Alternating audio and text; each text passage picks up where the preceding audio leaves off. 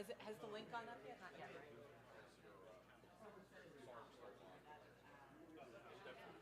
Sorry about that. Is there a new person?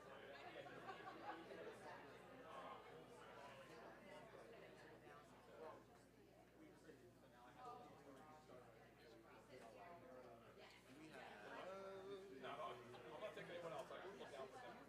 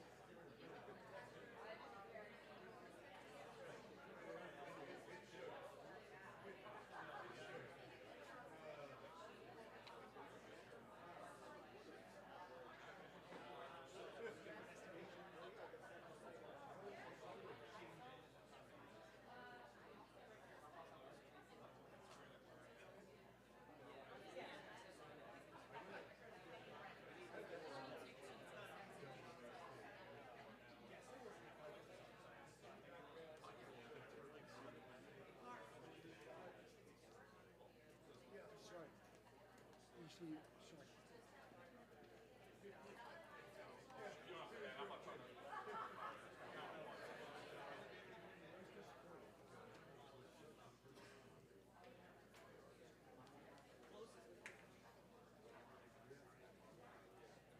Thanks. Hey, good morning.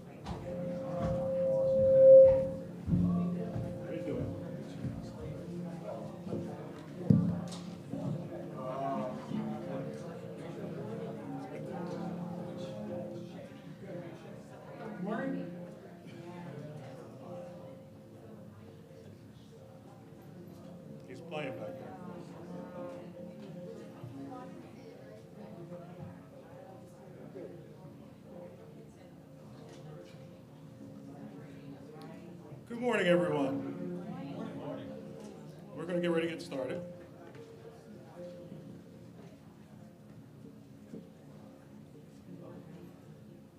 Just making sure.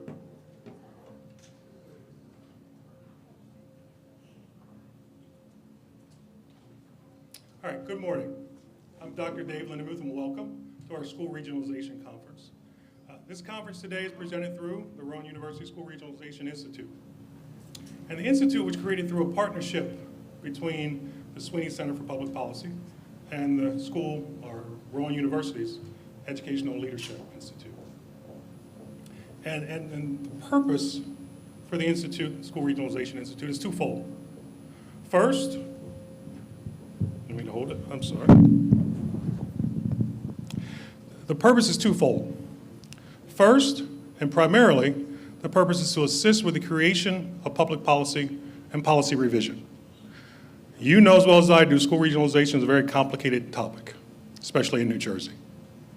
So that support and perspective is extremely important. And the second is that support for school districts and policymakers. And through that support, we offer the conference today. And with this conference, obviously, we hope you gain some insight. We hope you have some good conversations and walk away with it with some takeaways. First and foremost, information and knowledge. Very complicated, as we said before. Regulations have changed. Understanding how to go through the process is extremely important. Hopefully, we help you with that today. Second, insight.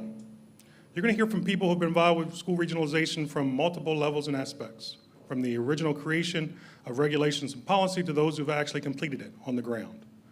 So that insight and perspective will be extremely valuable for you. Third, we hope you walk away with some connections, put some faces and names together, know who to reach out to, and hopefully they'll know you through some of your conversations you have with them today. And lastly is that word I used earlier, support. It's okay not to have all the answers regarding this. Hopefully you'll walk away and feel supported and know you can reach out to someone and gain some of that insight and support as you move forward, either in your exploration to decide whether or not it's really something for you or in the continuation of your process. So with that, I think we have a great conference for you set up for today. I'm thrilled today because our welcoming is coming from my college, the College of Education. So I'd like to welcome Dean John Marie for some welcoming words.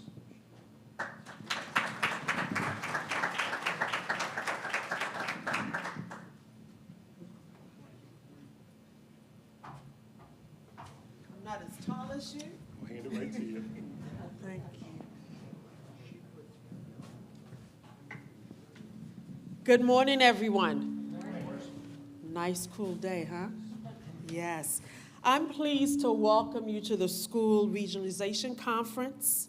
I want to thank Dr. Dave Lindemuth and Mr. Mark Magyar, the co-directors of the Rowan School Regionalization Institute, and their planning team for organizing today's convening. Thank you also to our panel presenters who will engage in myriad issues about the opportunities and challenges of regionalization with a focus on enhancing educational attainment. After all, we want better schools, better opportunities for students. For 100 years, Rowan University has remained true to our vision that high-quality education is a fundamental right of each and every human being. Rowan University and the College of Education, through our partnerships in preparing P20 teachers, human service professionals, and leaders, have been engaged with stakeholders across the state. And you're here today to continue that conversation. As we celebrate our centennial, 100 years of educational excellence, we remain steadfast to provide a platform to engage from every angle and problematize critical questions and seek solutions facing P20 education. The Sweeney Center for Public Policy is among our centers to provide the space for such important work to occur. And I want to acknowledge Provost Lohman and Dean Noel Armour for their support and partnership. As such, the conference brings together an impressive group of panel speakers who will contribute to points of intersection. Together, yours and their voices are much needed in our ongoing public and private dialogue about New Jersey's and our societal educational challenges that are evolving at an unprecedented pace. So in closing, I hope that the conference fuels your passion and creativity. I wish you a very thought-provoking, productive gathering. Thank you.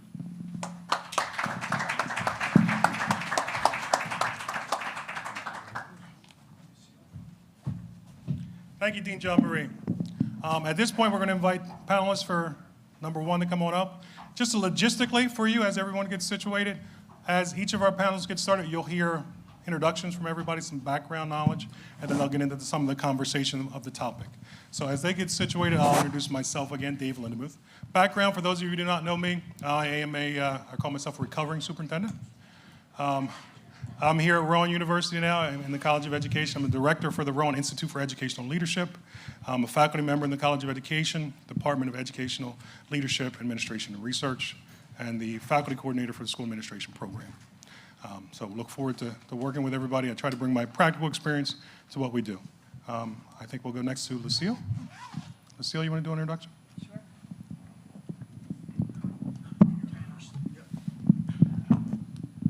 You should be good. Hi, I'm Lucille Davey, former Commissioner of Education from late 2005 until early 2010.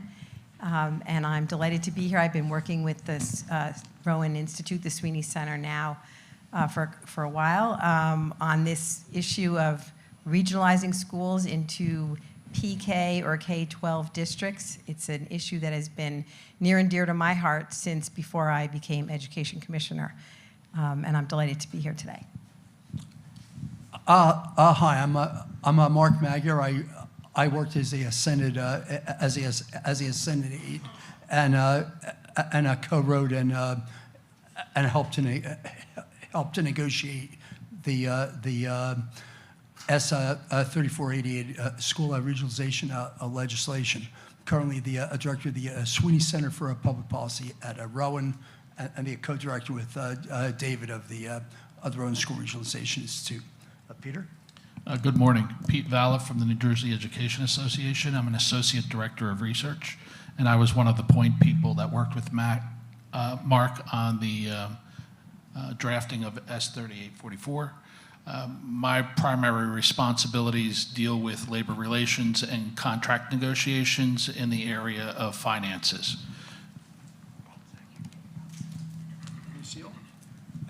Yes. So I'm going to kick this off by talking about, a little bit of the history of the push to regionalize schools. As you probably all know, one of the biggest jokes about New Jersey is, despite its small size, we have more than 500 municipalities and more than 600 school districts, which seems a little crazy when you think about it. And part of that is because we don't have all K-12 districts. Many of the districts are a P6 or K6, K5, K8, and there are lots of 7-12 or 9-12 regional high school districts. And during my term as commissioner, I used to visit schools quite often, and it was during a visit to a large regional high school that had, I think, 7 or 8 sending K-8 districts that were part of the regional. It was during that visit that I think I realized how difficult it is for high schools to merge children from so many different from so many different elementary school districts into a regional high school, and how difficult it is for them to get everyone on the same page and to help all children make progress. It was during a visit to a music class, actually, where I observed on my own. It was a 9th grade band class in the fall. I think it was late October. I was actually there visiting, by the way, world language programs, but the principal asked, was there anything else I wanted to see while I was at the school. And I had a background in music myself and was very active in music during my K-12 years up at Livingston High School in Essex County. And so I said, I'd love to hear one of the music classes, either one of the choral music classes or one of the band or orchestra classes. And he said, oh, well, as it turns out, the ninth grade band is meeting right now. So he took me to the ninth grade band class, and we went in, and the students were playing a piece together that, candidly, that wasn't very good, and that wasn't very complicated. It was a fairly simple piece of music. And when it was over, I guess I must have had a look on my face while they were playing that the teacher must have seen. And the teacher said to me afterwards, this is really hard when they come into my class in ninth grade. They've all been in different elementary school districts, and they've all had a different approach to music. Some of these students have had pull-out lessons in their elementary school districts. Some of them have just picked up an instrument for the first time, in the sixth grade. Some of them have been playing since third grade, some since fifth grade, and they're all in different places. And my job initially is to try to get them all to a level and common starting place. He said, so we start with some very basic music because many of the students, haven't had much background. And I said, wow, that must be really hard. And he says, well, yeah, if they all came in at the same place, it would be a lot easier for me to really take them a lot further and to play much more difficult music. And that's when I began to think and began to talk to people about how that, plays out in other subject areas. So when children come from a completely different math curriculum where there's a focus on, learning your math facts versus not worrying about that and worrying more about whether or not you understand the procedures. And in literacy, whether or not there's an emphasis on writing, whether or not there's writing in other content areas in your K-8 district. And so it occurred to me that teachers throughout those ninth grade classes must have a difficult time. And also, when you think about it, there's no question that has to hold back children who get there ready to do more while the class waits for everybody else who's got gaps to catch up. And then we began to work on the school funding formula, and then it became even more clear to me that you really did need to pay attention to the number of children in a district, because you want to have the ability to have administrative educational support district-wide. And when you are a single school district that has only 250 children, it is very difficult to pay for the supports, particularly the academic support, and the supports that are needed to help students with different learning needs. It's very hard to pay for that when you only have a single school with just a small number of children. And as we were developing the formula, it became pretty clear that districts that were really small were not efficient. They were spending a lot more money, and they also were unable to provide the kind of support that districts ought to be able to provide to teachers to help them do a good job for children. So we began to put a focus on that as we talked about the formula as well.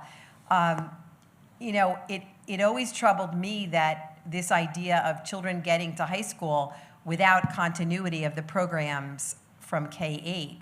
And I know that in many districts, the K-8 people talk with the high school people and they try to work together, but there's no question that if you're not a single unified continuous PK or K-12 system where all of the decision-making is done together, the curriculum review, the curriculum material purchasing, et cetera, if you're not in a situation like that, it is much harder to be on the same field together.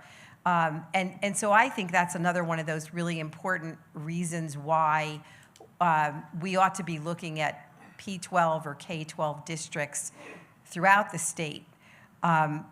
The curriculum expertise that comes or that you're able to provide in a larger P-12 district you can provide so much more. You can have a reading specialist, you can have a math specialist, you can have a specialist in science. It's hard to do that if you're in a very, very small single school district, because you just don't have enough students across whom to spread all of those administrative costs. And quite candidly, when the school funding formula was developed, it was with the mind that a district was larger than 250 students. As the education professionals who helped develop the inputs to the formula, as they laid out the kind of staffing that's required, they included guidance counselors in elementary schools. They included reading specialists in a district. They included math specialists. When we rolled all of that up, it was for a district of a larger size than 250. I believe the district that we were looking at was in the 2,800 to 3,100 student range. Now, not every P12 or K12 district is going to get to that number, but certainly you need to be a lot closer to that than further in order to be able to have enough students so that you can spread those common costs across the district, so that you can provide all of those kind of supports and the kind of expertise that a district really wants to be able to have in order to meet the different learning needs of students, whether they be English language learners, students who are from low-income families that may have some issues that need to be filled because of their backgrounds from poverty backgrounds, and also students with disabilities. I mean, there are teachers in classrooms with classified students who sometimes need support, and they can't do all of that on their own. So they need that to come from a district-wide support system. I think when that support is focused on teaching and learning, it helps all children. And a continuous K-12 system where everything is integrated, and there's a common focus on how you are delivering the educational program to your students, that really is beneficial to the students and also helpful to your teaching professionals. There's no question that with AI and the gaps that have come from COVID, that there are lots of challenges that are facing schools going forward, and facing educators. And the idea that a district can have that expertise and can have someone focused on, hey, how do we use the benefits of AI to improve what we're doing in our classrooms to help meet the needs of learners who may need more assistance? How can we better utilize technology, not to replace teachers, because AI and technology can never replace teachers, but how can we, take the benefits of AI and technology and use that to support teachers so that they can help children achieve at higher levels and really to meet their full expectations. I've always said that I won't talk about this as a financial question because it isn't a financial issue to me. I'm not going to talk about regionalization hoping that you can save some money, because while there will be savings, I want that money poured back into the educational program. My feeling has always been, and this really started in the 90s when some of you who are around long enough may remember, there was a focus on, cut all the administrative costs. That's why schools cost us a lot of money in New Jersey. That's why our taxes are high, because we have way too many administrators. And there was a push to cut administrators. That's not the smart way to do things. You want to be efficient about it, but there is no question that educational administrative support is needed in districts. And the best way to provide that is to do it through a P12 or a K-12 system where you have enough students in order to pay for those costs in a way that's efficient for taxpayers. Great job. Conference is over. You guys have a great rest of the day. No, just to piggyback a little bit off of Lucille, when I look at regionalization, and every district is different, every community is different, so obviously you take that into consideration. And that's why this is a complicated issue, because everybody is different. But when you look at it, for me, I always get back to the sense of an equity standpoint. And of course, as soon as you say equity, everybody thinks race. But equity is much more than just race. Of course, you're going to look at the demographics of students. You're going to look at socioeconomic status. You're going to look at special education, ELL status. All those type of things go into it. But from an educational standpoint, the equity of opportunity. As Lucille kind of mentioned, in some districts, if we're too small, we can't afford to have a Spanish teacher. So they're on the computer and they do Spanish that way. Or if they're lucky, they're on the computer. It's a worksheet they get once a week and that's it. Now, is that really fair compared to where someone from the neighboring district is going to come to high school and they've already had Spanish and French to explore? No. In some districts, you don't have the money for professional development, for your teachers to improve and to grow. Is that fair for those students to be taught by people who are not able to grow and be mainstream or on cutting edge? No. So if you look at it from that standpoint, in most regards, I think, school regionalization makes sense. Again, every community is unique and every opportunity is different. But always focus on the equitable standpoint of it.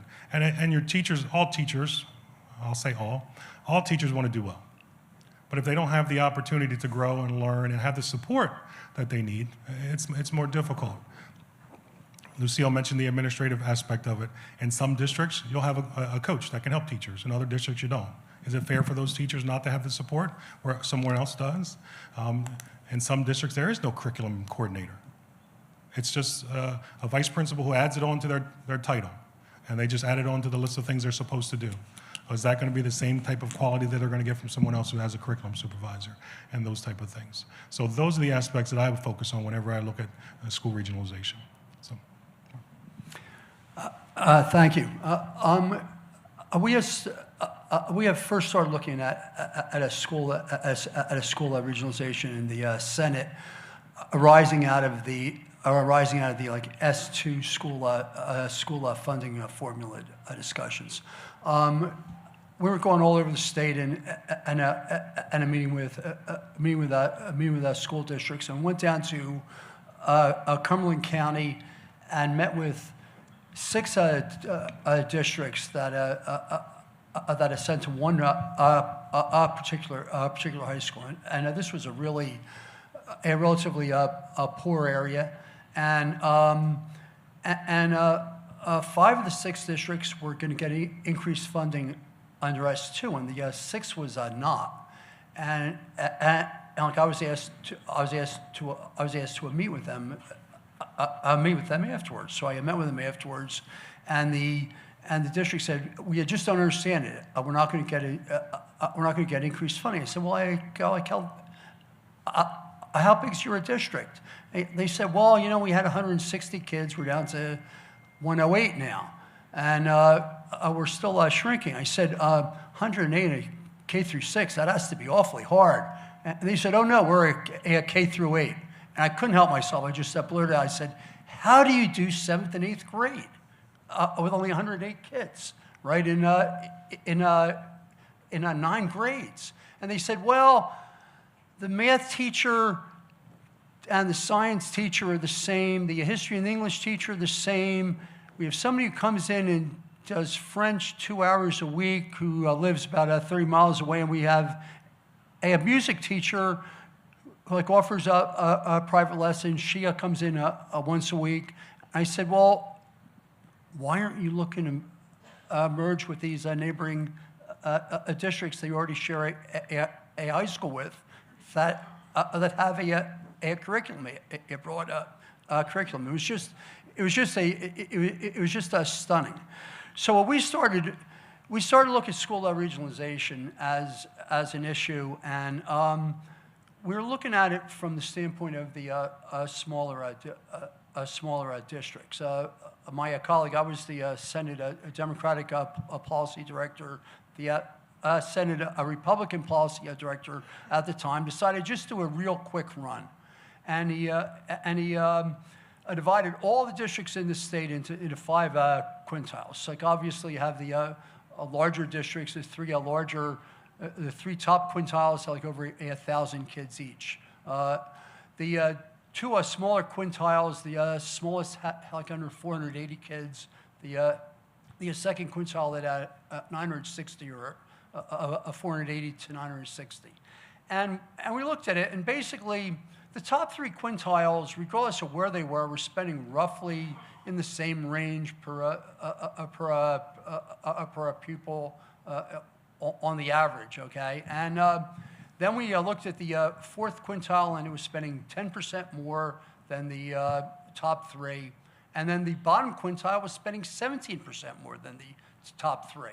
The bottom quintile was mostly small, like elementary schools, and we were comparing them with spending in Newark and Patterson, Asbury Park, Bridgewater, high school districts that are supposed to spend more. So that 17%, if you went grade by grade, was more like 40%.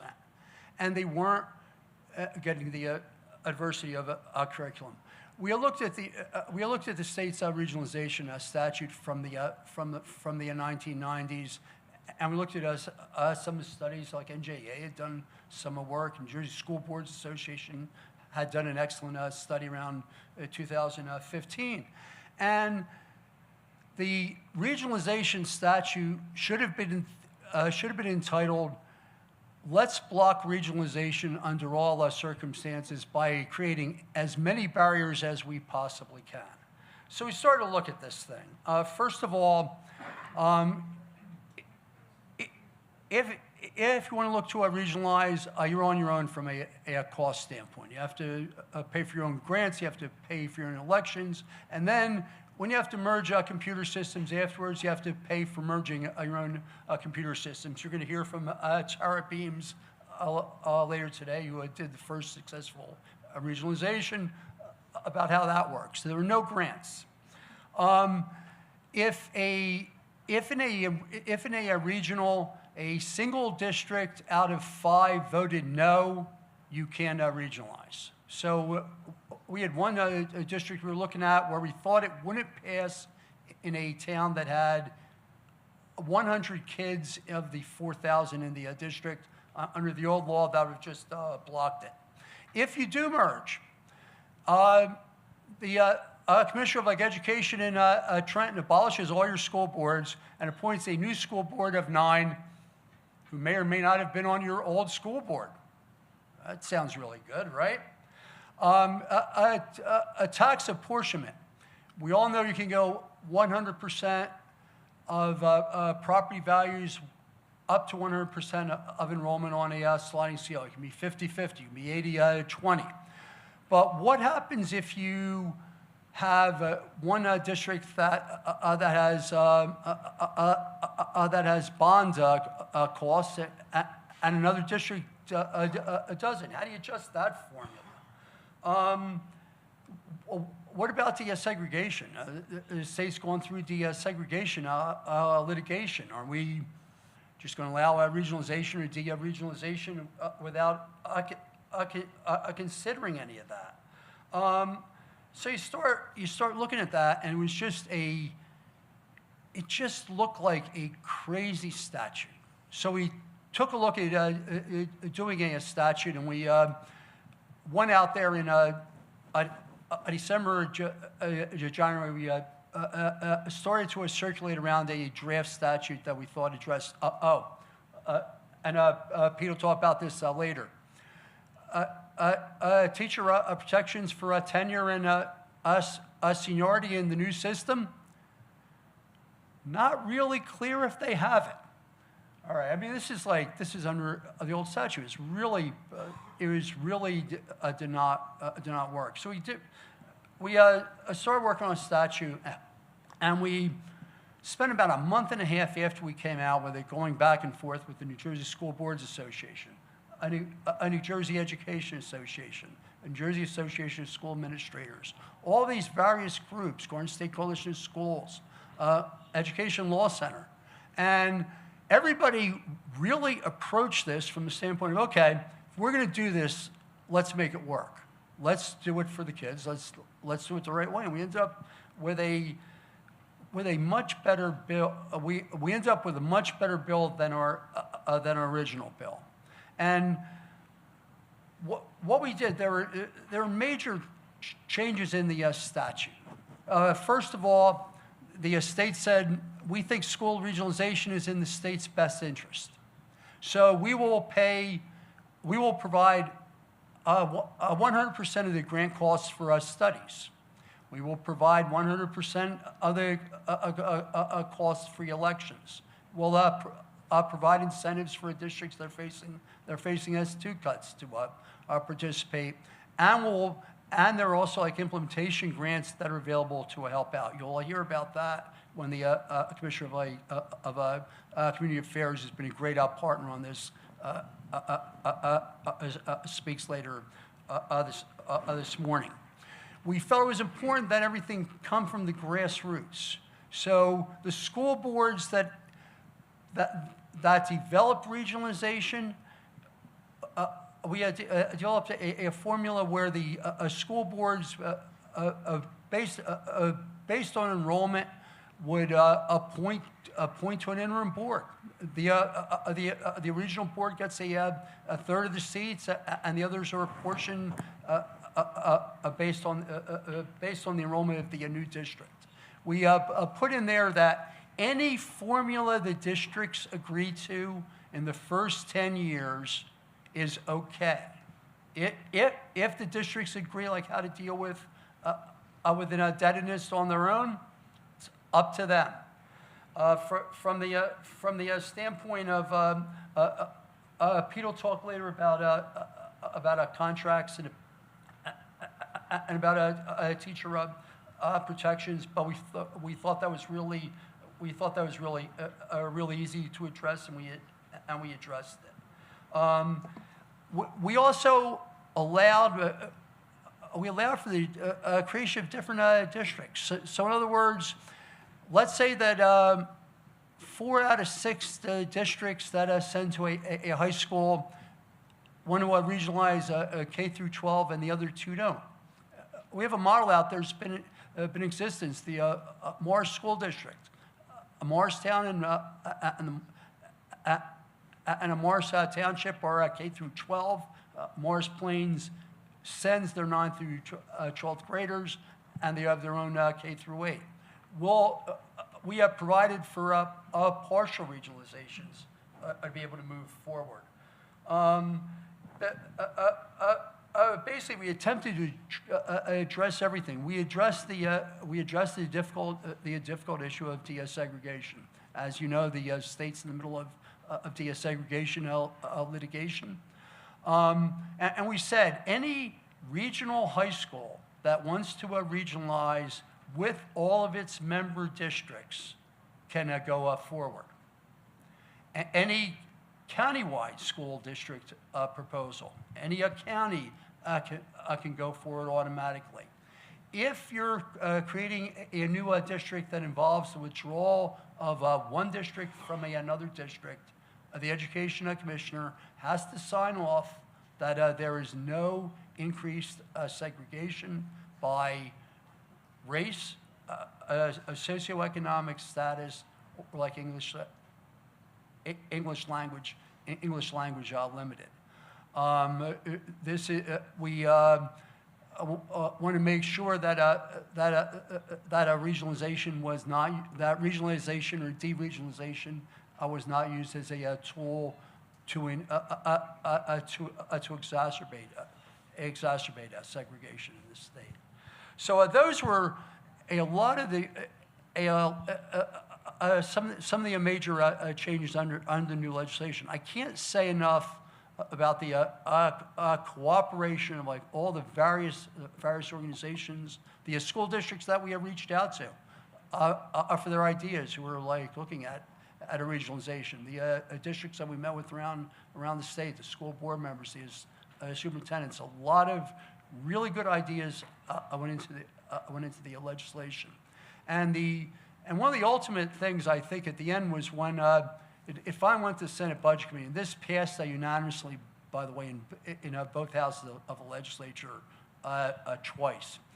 The Senate Budget Committee was like holding a hearing, was about to hold a hearing on the bill, and they said, and they called on the school boards and the NJA for comment, and they said our comments on the bill, we're fine with the bill.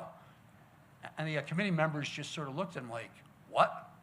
What do you mean School Boards Association and the NJEA are endorsing this, are supporting this legislation. But I think that's because everyone really had a say throughout. I'm going to turn it over to Pete to talk about contracts, talk about protections, and so on. Good morning. Like Lucille, I too was a instrumental music teacher, so we have that in common. I don't know what happens there. Before we talk about the weeds of the contract protection and employee protection, what Mark says is absolutely accurate. If we couldn't agree on the 10,000-foot level philosophies behind this bill, there was no need to get into the weeds. From an NJEA standpoint, we have policy that drives how we do all of this. And one of the key components here is that any type of regionalization be for the educational benefit of the students involved. And if you start from that point and move forward, there's a lot of common ground. So if as Mark said, the studies come back and show that there's an educational benefit to doing this, and I am somebody who went, I don't know if you all know Hudson County all that well, but I grew up in East Newark. East Newark is 6 square blocks. And I think I was related to half the people who lived in East Newark. So that was my experience in kindergarten and first grade with 6 people in a classroom. So I'm very familiar with the educational atmosphere that's being described up here. And 6 square blocks. One of the things that we talked out right away was, how long is it going to take kids to get from one place to another? Seat time in a bus. And Mark was like, what are you talking about? Well, although I grew up in Kearney, I now live in Somerset County in Montgomery Township. It's 37 square miles. And the town that I was in before that was Hillsborough, which was 54 square miles. So my wife is a teacher in Hunterdon County, and that at the time was the only county in the state that had no K-12s. Hunterdon County was a system of K-6s, K-8s, and all the kids went to one of 5 regional high schools. Because the towns are so geographically large in the north part of that county, it didn't make any sense because kids would have to be on a bus for 45, 50, 60 minutes. And we're talking about 5 and 6-year-olds. And we had the conversation. My kid was young at the time, and I said, my kid's on the bus for 20 minutes, and she gets home from kindergarten. She's shot. She needs an hour to decompress. We can't be looking at this. There's an economy of scale, but there's also a diseconomy of scale, and not just financially, but geographically. So we had all of those conversations, and I think that made it into the final bill. And we approached it from a philosophical level first. Is this going to improve the quality of education for the students involved?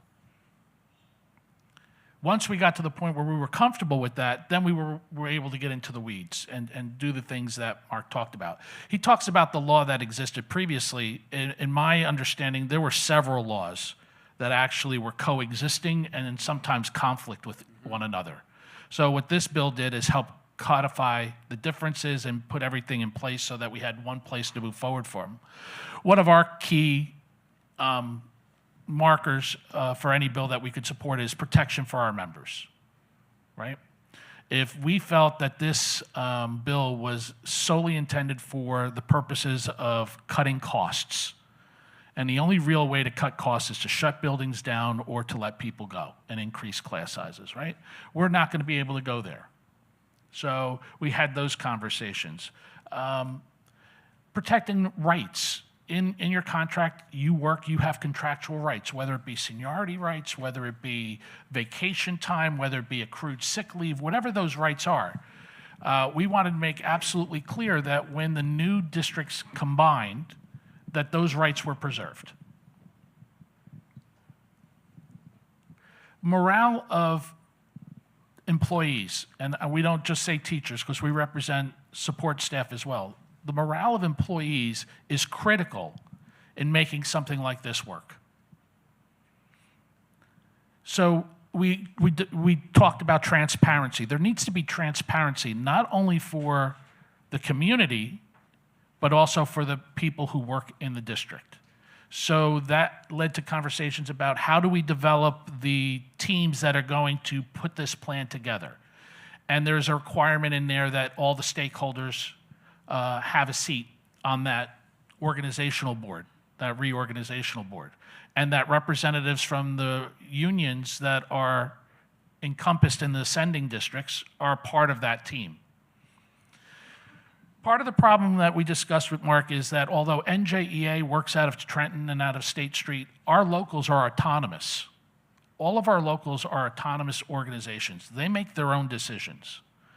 And we said right up front, we could have a situation where we're proposing merging or regionalizing 3 or 4 or 5 school districts, where 2 or 3 of the districts could be in favor of this and 1 or 2 of them might not be. They might actually oppose it. What would NJEA's position be there? And the answer is simple. We would support whatever the local wants to do. So for those locals that were supporting the regionalization, we would put people in there to help them do what they needed to do to get the bond referendum passed. And for those locals who felt that this was not in their best interest, we would put people in those locals to help them educate the members of the community as to why it's not in their best interest. NJEA does not dictate from Trenton to its local associations. So it's very important that the members of those associations are at the table, and the key one here was, you know the answers to the questions before you do the report, final report. What's going to happen to this? What's going to happen to that? How are we going to put this person here? What are the different salaries? And how are we going to look at combining those salaries into a unified salary guide, right? Those are all very important nut and bolt type of discussions that our members needed to have answers to before they could say, yes, we can support this, or no, we can't support this. Yes, racial balance is key, and socioeconomic balance is key, that whatever we're doing here isn't going to make things worse, and if possible, make things better. One of our concerns was that in the past we had districts who had moved down this road and actually had consolidated. I was involved in one of those, which was the South Hunterdon Regional, where they took 3 communities and 1 regional, 7 to 12, and they merged into a new K-12, which was Hunterdon's first and only K-12. Problem was that some of the things that were said that were going to happen didn't happen in the first and second year. So we wanted guardrails to say, if the report said that this is what's going to happen, that's what happened. And if it didn't happen, what is our recourse? Mm-hmm. What are our protections, right?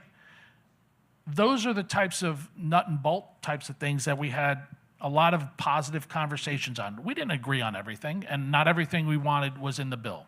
But the bill came a long way toward meeting the major concerns of our members, and that's why we were able to sign on and move forward with it. And to the best of my knowledge right now, and you're going to have this on the second panel, you have Atlantic Highlands, Highlands, and Henry Hudson that have gone through this process, so they'll talk to you about that. I can just tell you that from what I know about that and what I know about South Hunterdon Regional, there's a lot of similarities there. There are a lot of, I want to say, questions that you don't even know are questions until you get into the process, right? You think you know what you're doing and you don't know what you don't know, and you get into the process and you do your due diligence and you do all the things that the bill prescribes, and even after the fact, well-intentioned people who are doing good things for kids in the state of New Jersey, after the fact find out, well, maybe we missed something. And they have to have a trust in each other.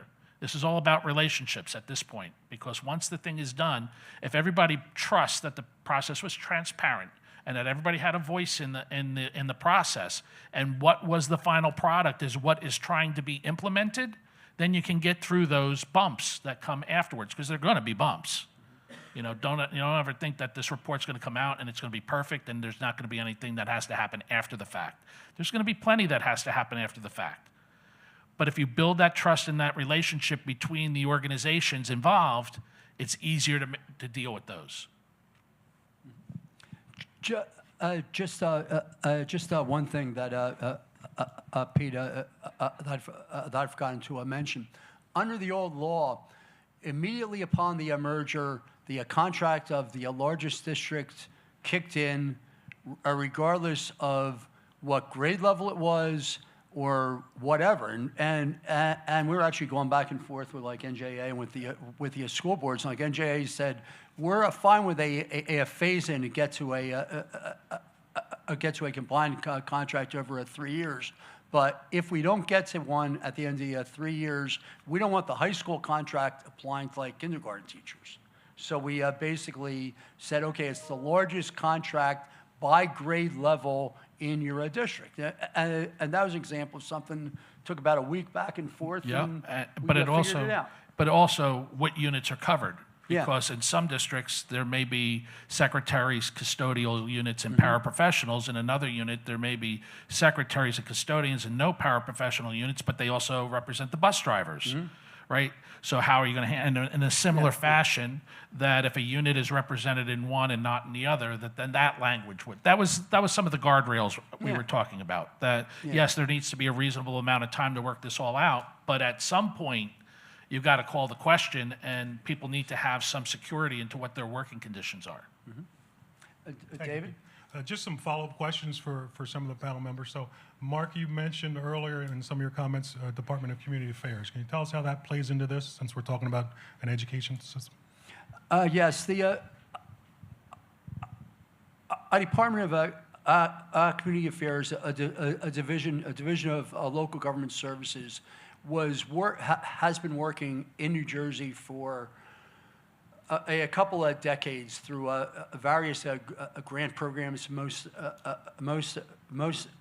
recently the LEAP grant program, and DLGS had a real expertise on regionalization and shared services with counties and municipalities. So when it came down to it, we surveyed all the. There have been deep staff cuts at the Department of Education. There was really no agency there that had expertise in this. So we decided to keep the grant program in the Division of Local Government Services. And Jackie Suarez, who's the Director of the Division of Local Government Services and is now also the Acting Commissioner of the Department of Community Affairs, has been a great partner for us on this grant program. The Department of Education weighs in if it involves a district seeking withdrawal from another district. A Department of Education has to sign off that there are no negative impacts of the regionalization by race or socioeconomic status or like English language limited, which is the way we wrote in the bill. And if you move forward after a grant and you decide that you want to move forward as districts on a regionalization vote, to go to the voters, like everything has to go to the voters, the education commissioner and your county superintendent of schools at that point sign off on the referendum and the referendum language. So it was, we left the grant program where the expertise was, and then we preserved the education department's role actually anything moving forward. Thank you. And Pete, if you wouldn't mind just elaborating a little bit more. I know NJA is very involved in the process to get the bill moving forward, but now what? How have you continued to be involved with that conversation as the department looks at revisions and moving forward and that type of thing? Yes, we haven't been, as far as I know, there hasn't been any revisions that have come across my desk yet. But yes, we are still involved. We are supporting the locals that, like with Henry Hudson and Atlantic Highlands and Highlands, we were involved there. One of the things I didn't talk about that is an obstacle to our associations is we understand the difficulties in merging different school districts, but each of our organizations are separate, independent organizations with their own tax ID, their own assets in some cases. So when we start talking about regionalizing and combining different districts, we also on our side have to combine different organizations and deal with the problems there. So like when 3 local associations, and could be as many as 4 or 5, because not all of our associations are wall to wall. We have some districts where we have one association in the district that represents certified staff, another association completely independent and autonomous represents secretaries or custodians or paras or some combination. It's not uncommon in some places in the state where one school district may have 4 different local associations that represent different units. So on our side, we're dealing with what do we do to make that process smooth so that there's a continuity of representation. One of the things that I've learned in my years doing this is that whenever there's a vacuum in representation or ability to represent, it creates big problems on either side of the table.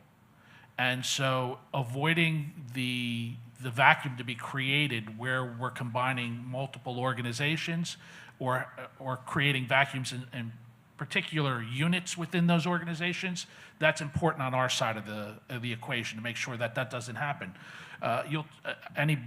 Any board member I've ever talked to, any superintendent I've ever talked to says, whether or not I agree with the association, I'd rather have an association to deal with than just chaos. Mm-hmm. And so on our end, we're trying to make sure that there's not chaos in that process and that there's one voice and we can talk as one unit. Can I just follow up with that one? Because that's a great point, and I don't think many people think about that aspect of it. Have you, and the ones who have done it, has that been a multi-year process to make that determination or combination? Usually, it's usually one fiscal year, whatever year it happens in by the next fiscal year. So the groups kind of operate autonomously but work together throughout the fiscal year. The hardest part, really, believe it or not, is assets on our side of the equation. Some of our schools have fairly large philanthropic funds that they use to give scholarships, that they use to do community projects. And so when you have a combination of units and one has those assets and one doesn't, it creates a little bit of a sticking point on our side, but we work through it. Thank you. Lucille, if I could just ask you, from a historical perspective, you mentioned how you were one of the ones in the very, very, very beginning to talk about trying to move this along, and now we are in 2024. So tell me, how do you think things have changed and what some of those obstacles are still there? Well, I think that the change in the law is really, really helpful because, as Mark pointed out, it's really what we heard from school folks most frequently was, we can't go and take the largest district's teacher's contract and just impose that on everybody else. And people were worried about losing their local neighborhood elementary school. Lots of families in this state buy their home just to be near the elementary school. My husband and I did that very same thing. We lived around the corner from Washington Elementary School, and our children could walk from when they were, in kindergarten. It was wonderful, and lots of families do that. People didn't want to lose their schools, and there was really no discussion about what regionalizing really meant. I think the real opportunity here is to look when you bring all these small K6 or K8 districts together, is to look even at how you might deliver the program differently utilizing the same schools. So keeping the youngest elementary school children in the same place, but perhaps having a single middle school where a much more robust middle school experience can be provided to all the students in all the districts that we're sending to that regional high school. I think that a change in the law was really important. Candidly, I also think that some of the pressure of S2, where smaller districts are being forced to look at their spending and look at maybe in some cases, the loss of state aid or reduction of state aid, because I think the state needs to speak from a policy perspective. If the state believes, as I think it does, and I think as long has believed, that a P12 or a K12 district is preferable and it is better educationally for students. If that's the policy, then of course the state's going to use levers to encourage people to look differently at the way they're operating. And some of that has forced districts to think differently. Honestly, I believe this is a conversation that is long overdue, but I think we've made a great deal of progress. The fact that so many people are here today, and there's lots of folks who are participating in this, remotely via a Zoom link. There's a great deal of interest in this. It's the right time to be doing it. There are a lot of challenges in school districts today, and the idea that professionals and educators can come together and work through these educational challenges to meet the needs of a very changing and diverse population of students in our state. This is the opportune time to do that without losing any of the advantages of the local school that New Jersey, I think, has enjoyed, for centuries. People want their local schoolhouse, and they want to be connected to the school. They want to know that their school has a say. And this, the regionalization effort now really focuses on making sure that every community has representation on the school board, so that no community feels left out. My view, even from years ago, was that parents were trusting their children to a regional high school and a regional high school board of education to make all the decisions for their high school children. Arguably, those are really important years in a child's educational continuum. They're getting children ready to go on to either the workforce or to college or to some other post-secondary credential program. Those are really important years. And if parents have had the confidence in a regional school board for 9 to 12 or 7 to 12, they shouldn't feel less confident about giving a regional school board oversight of a P-12 or K-12 program as well. Thank you. And as good as everyone has talked about the new, most recent bill, going through it and being approved, made things much better, much easier, but obviously there's still some things that could be fine-tuned. And I know, Mark, if you could just talk about some of the aspects of some things, or the, not revision of the law, but policy that go into place to help districts do things, whether it comes to implementation grants or anything along those lines.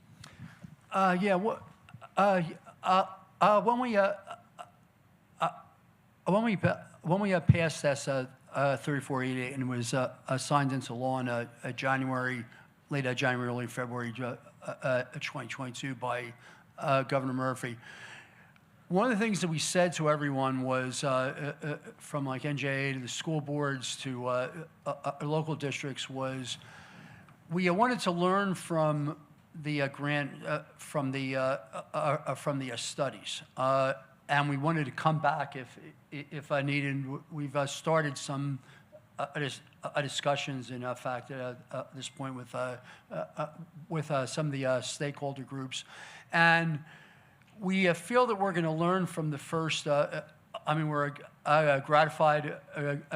Henry Hudson actually is the first regionalization since 2013. South 100, and everyone that we're working with currently on studies, we say Henry Hudson is going there first, and you'll learn from them because they were the first that had to merge their 3 school districts. They're the ones that are operating under a June 30th implementation, and they'll talk about that in the next session. But one of the things that we felt was really important was to get a broad range of studies done. There have been studies done by the Apporzio law firm. We're involved in some. Kane University did the study for Henry Hudson. Stockton has done a study as well, and we feel that if we feel that once we have about like 8 or 10 studies out there, and we understand what moved forward, what did not move forward, why it failed, why it succeeded, it'll be a time to come back and say, okay, well, these are the barriers that we didn't deal with in the original law, and let's see if we can all sit down and agree again in the same collegial way that we agreed on the provisions of the first bill to remove barriers. One of the important things is that the Division of Local Government Services also has like implementation grants, which is very helpful. Henry Hudson has applied for one of those, and we need to be able to provide implementation of funding because there are costs, there are legal costs, there are IT costs, there are contractual costs that need to be addressed. There are clearly long-term savings as we go forward that can be pumped back into like education. There are educational advantages. We feel that the K through 12 curriculum coordination makes sense. And if you're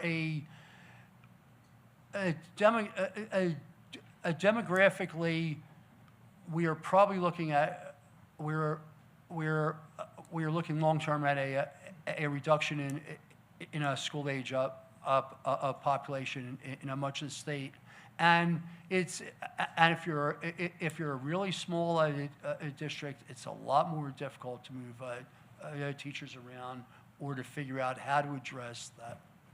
How to address that?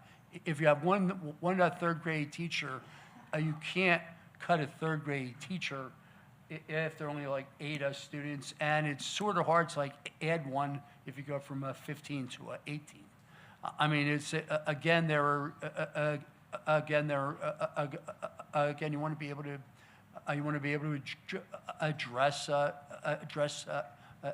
student needs, and as a larger regional, that is the best way to do it. Just one more question for the panel, then we're going to open it up for anybody in the audience who has questions for our members on this panel. But we've mentioned a couple times about feasibility studies and that type of thing, and there's different grants that people go for. Mark, you just kind of, I know we're going to talk about it a little bit more later this morning, but just to touch on those different types of grants. For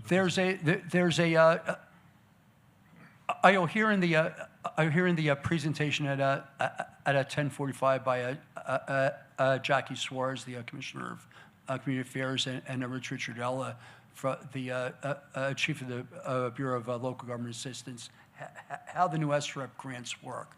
The legislation is very clear on the school regionalization, school regionalization efficiency program grants have specific things that need to be studied actually, and it was NJA.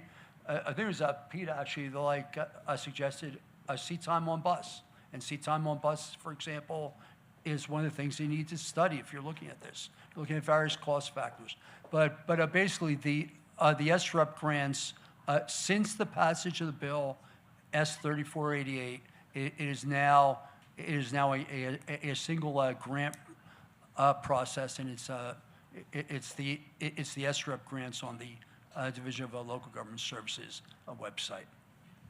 Thank you. Want to open up? Now, to open up this part of the program, this panel, we have about 5 minutes. You're going to save me from running around. Thank you, Jessica. Anybody in the audience have any questions in particular for any of these panel members? In the We have back. one in the very back.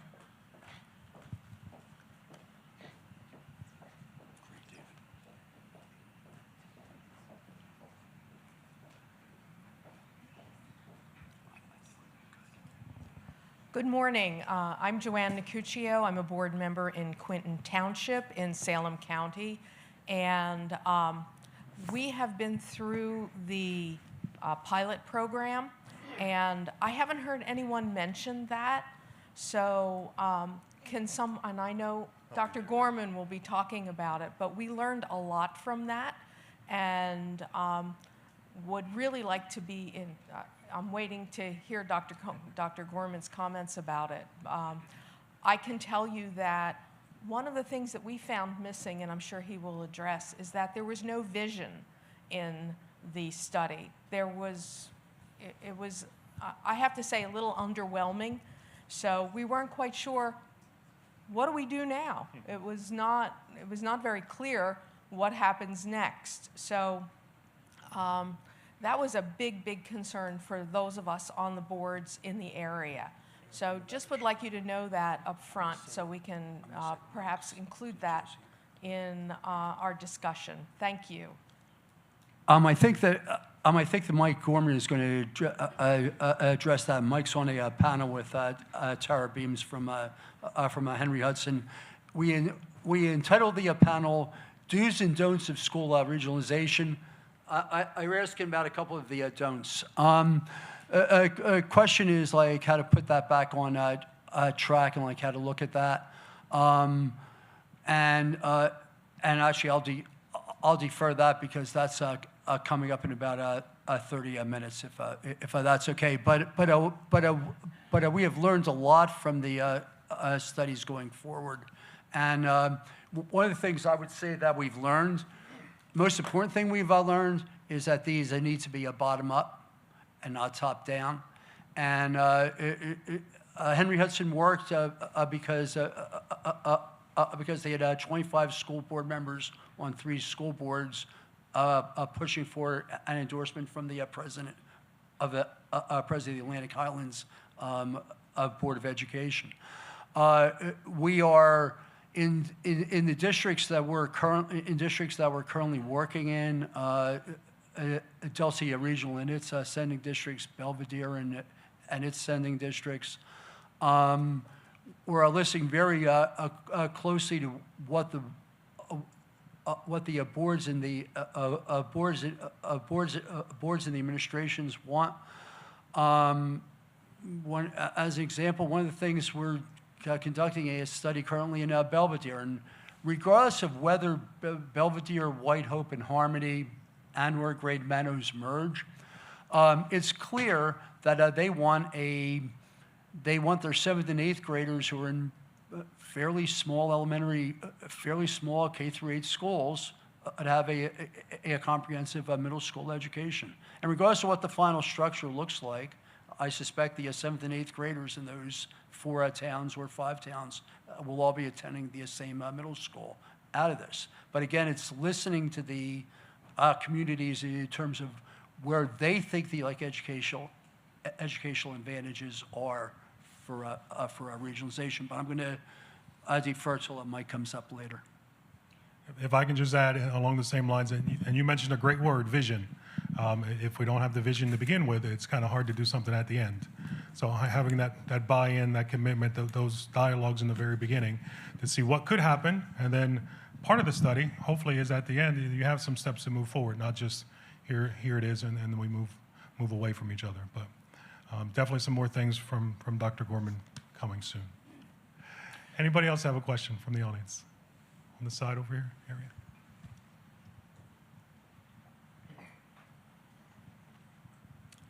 Good morning. My name is John Ness. I'm a member of Newfield Board of Education. Will there be anything later discussed today with regard to legalities and the regionalization of school systems? In other words, what rights do we have as citizens if we take a vote to move into another school system?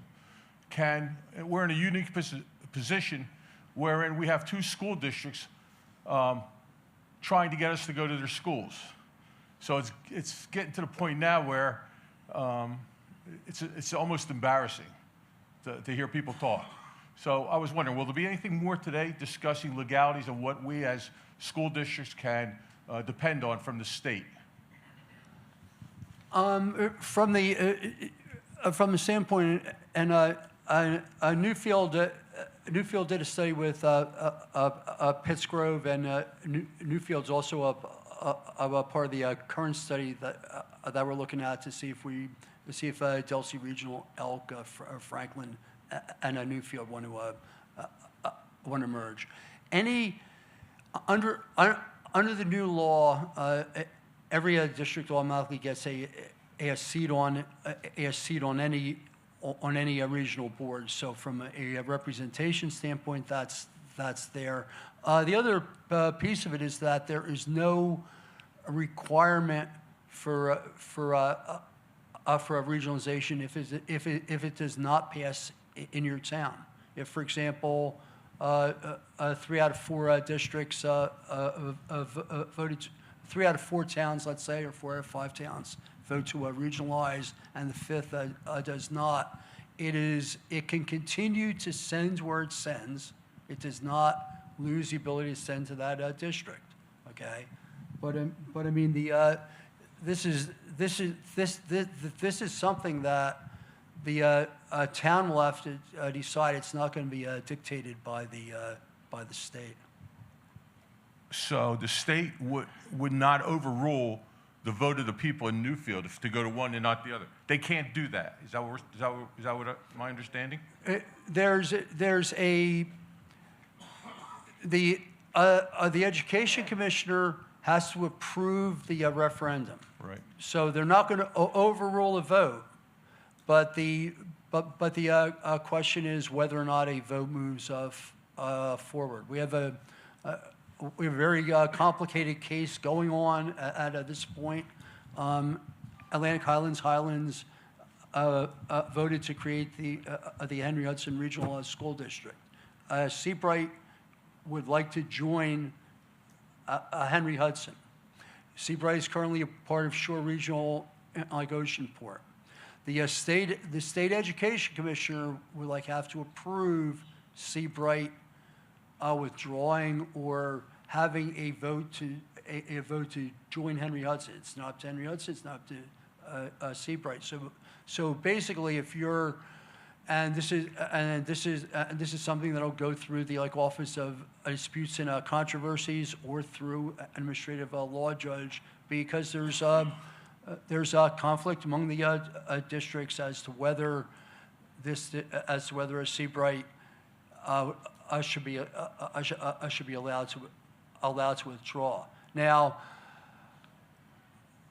we've really focused as much as we can on regionalization within communities that already share a high school or a regional district, a regional 7 to 12 district.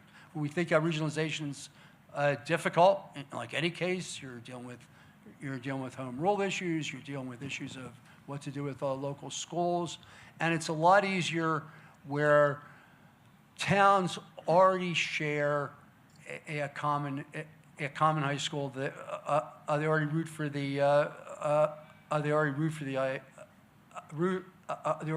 the same high school sports teams. Their other kids often share recreational leagues. In your particular case, obviously, you're waiting to see the results of the regional studies being done for Delsey, and but I mean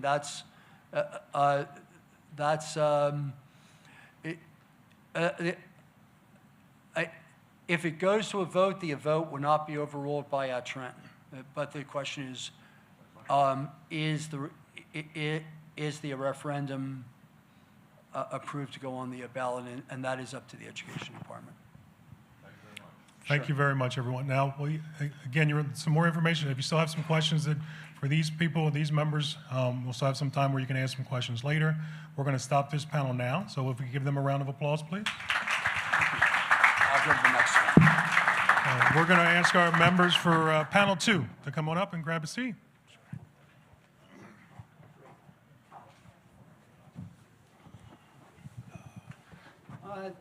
Thank you very.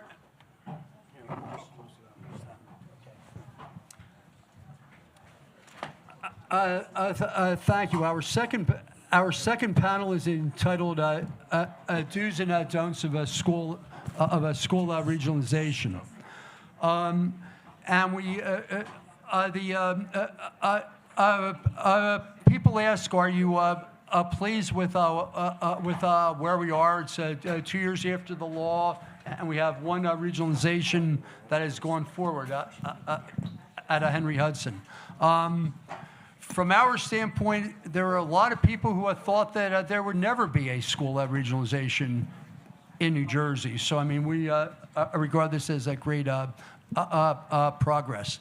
The board member from Quinton asked earlier about the Salem County regionalization study and the idea of moving forward on Salem County regionalization. It's not dead, but it's at a very rocky road. And Mike Foreman, who headed up that regionalization effort as a former superintendent, as the president of Salem Community College, will speak to that. In addition to a superintendent, Tara Beams from Henry Hudson, we have Brian Falkowski, who was a part of the Kane University team. And Brian is the one who did the numbers on Henry Hudson, on the Henry Hudson regionalization. As like anyone who's been around the legislature knows, it always comes down to the numbers. Everybody wants to see the runs. So I'd like to turn the panel over. I'd like to turn to Tara Beams so I can introduce herself. And how did you get this done? Hi, everybody. My name is Dr. Tara Beams. I am the superintendent of currently Atlantic Highlands, Highlands, and Henry Hudson, soon to be just Henry Hudson Regional School District, pre-K through 12. So regionalization in our community has been talked about for 45 years. The original conversations, and there was a committee formed in 1978 to look at regionalization of the 3 school districts to see if they were operating efficiently. Those conversations have gone on for a really, really long time. I think to the point where it kind of lulled the community to sleep for a while, that regionalization was never actually going to happen. Our story, our recent story, our more modern story with regionalization is a little bit more complicated. So first and foremost, there's been several studies done of regionalization either by previous superintendents. Our county executive superintendent, Dr. Richens, performed a regionalization study as part of his duties, which is that's also regulated in terms of the regulations. When county executive superintendents were created in the state of New Jersey, one of the charges, as pointed out in the legislation, was that they were to study regionalization. So Dr. Richens did a study, and it never really went anywhere because of what the previous panel talked about. The laws really didn't allow for an easy transition of regionalization. Just a little bit about our school districts. Our school districts have really been a model of shared services for a long time. So from a curriculum perspective, we have 2 elementary schools that are K to 6, and then we have a regional high school that is 7 through 12 that serves the municipalities of Atlantic Highlands and Highlands. Our schools are very small. Atlantic Highlands has about 285 students, pre-K through 6. And Highlands Elementary School has about 170 students, pre-K through 6. And then Henry Hudson, right now, we currently in 7 through 12 have 307 students. So we're small, and we operate as 3 independent districts. As Mark said, I have 25 board members. We have 3 different budgets. We have 3 collective bargaining agreements. What we do share, since 2006, we had a shared supervisor of curriculum and instruction. So that was the first foray into making sure that our curriculum on paper is the same in both of the elementary schools, and that there is some continuity leading up to 7 through 12 on paper. We had a shared supervisor of special services that came on board in 2007 to oversee child study teams and make sure that there was some continuity in services in special education. In 2011, the 3 districts hired their first shared superintendent of schools. So I'm going to talk a lot about shared services, and then I'm going to talk a lot about how shared services become very inefficient when you don't have governance and operational structures that support shared services. So just keep this story in mind.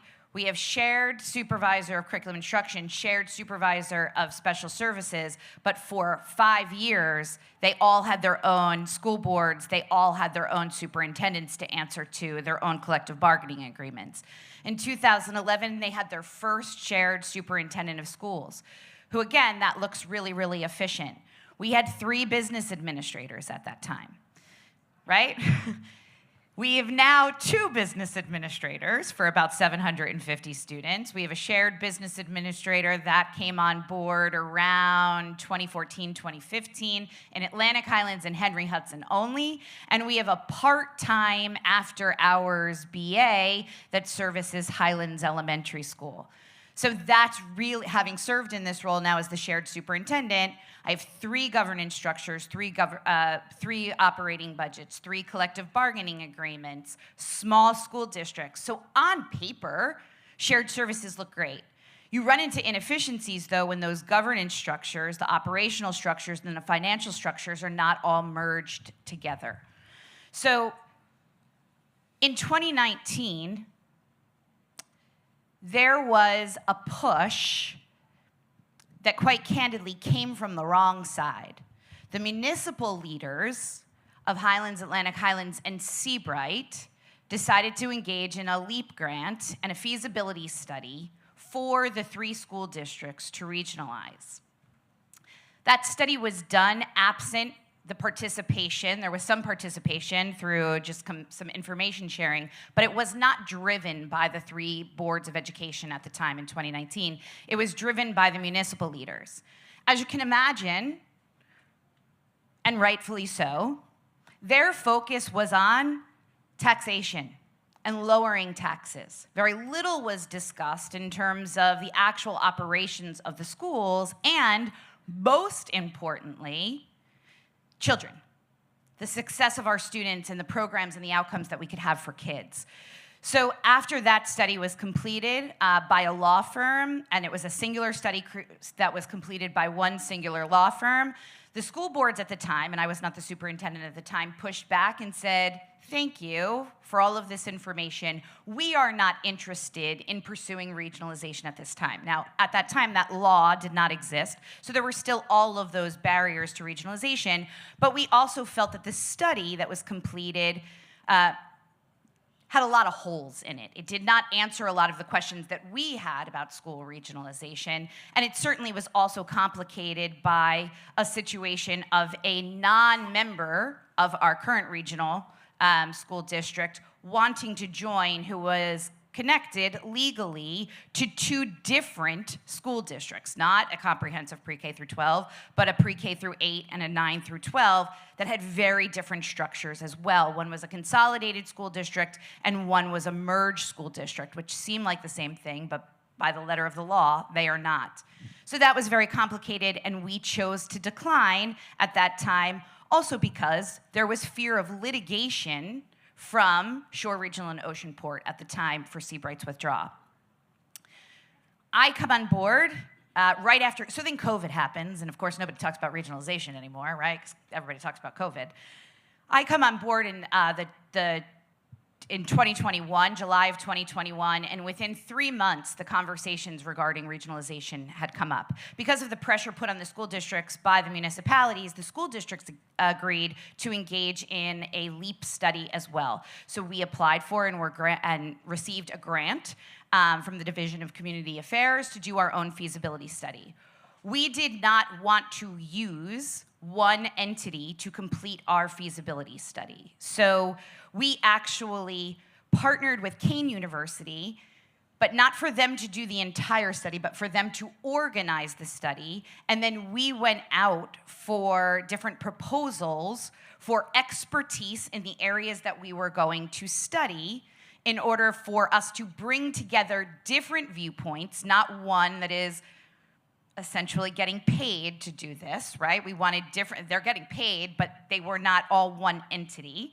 They also did not represent us in any way, right? So It wasn't about what we necessarily wanted. It was very, very objective about what they saw. So we were very lucky through Kane University to work with Brian Falkowski and SBO and his colleague Brian Diamante on our financial side. We worked with Bush Law Group, who is an attorney in one of our 3 districts, because I have 3 different attorneys in 3 different districts. Was one of our attorneys who was familiar with our districts from a legal structure, so we thought that that was important. We worked with a demographer that was not connected to Kane, an architect firm to look at our facilities that was not connected, and then we did utilize Brian Zakowski and Kane University's Department of Education to do the educational analysis of the 3 districts. So we had 18 months to complete a feasibility study. Again, there was a lot of political pressure coming from the municipalities, so we completed our study in 6 months. At the same time, in the middle of the feasibility study, S3488 came into law, so we had to revise very quickly and make sure that we had all of the provisions of that law.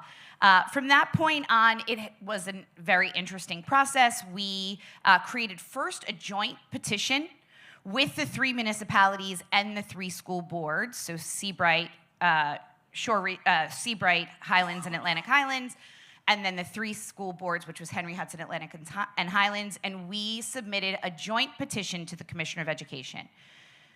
Our study was very comprehensive.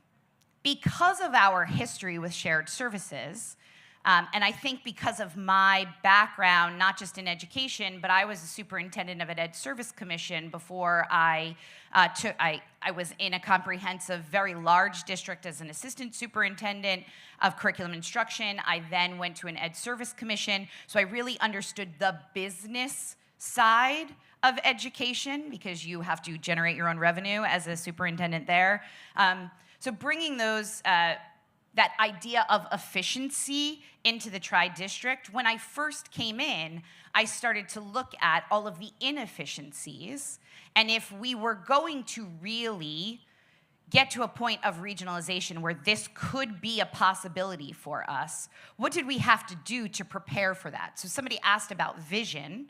When we sat down with Kane University and we sat down with our financial experts, our educational experts, we kind of knew where we wanted to go. We knew what it was going to take. We knew what our obstacles were to us operating efficiently as these 3 districts with these shared services. We knew which barriers we had to overcome for regionalization, but we had and we continue to have a very clear vision of where we want the school districts to go. So we've been able to articulate that either in our study that was done by our experts, or moving forward, once we all agreed to put something forth to the Commissioner of Education, our petition clearly laid out what our path to regionalization was. So you talk about that, and I think that the piece that, if I could give anybody advice, and I've talked to Mark about this probably ad nauseum, is that regionalization doesn't start with your feasibility study. It doesn't start with a petition to the commissioner. If you really are considering regionalization, it does have to come from within the school districts because they have that innate understanding of what the obstacles are. You need to have everybody at the table that kind of puts their egos and emotions aside and says, okay, down the road, what is this going to look like for all of us? I think everybody up on the first panel mentioned that there's a lot of challenges in education right now. We have declining enrollments across the state of New Jersey. Someone said to me the other day, we're all fighting for the same crumbs, but we're all on different teams, and those crumbs are becoming fewer and fewer and fewer. So when we look at whether it's more mandates that we have in mental health, school security, threat assessment, increases in curriculum, deficits in learning because of COVID. You're looking at more and more costs, inflation, which is killing all of us, declining and facilities that we need to address. Our bills keep getting higher and higher and higher. our students we are having less and less and less in them. And in a small district, as someone said, it is almost impossible to meet those needs. There are too many obstacles. And so as we sit around the table, you have to have a long-term plan first for shared services, then what are the obstacles to shared services, and eventually get to a place to say, well, will bringing the governance and operational structures together be successful for us? And that's why we were successful.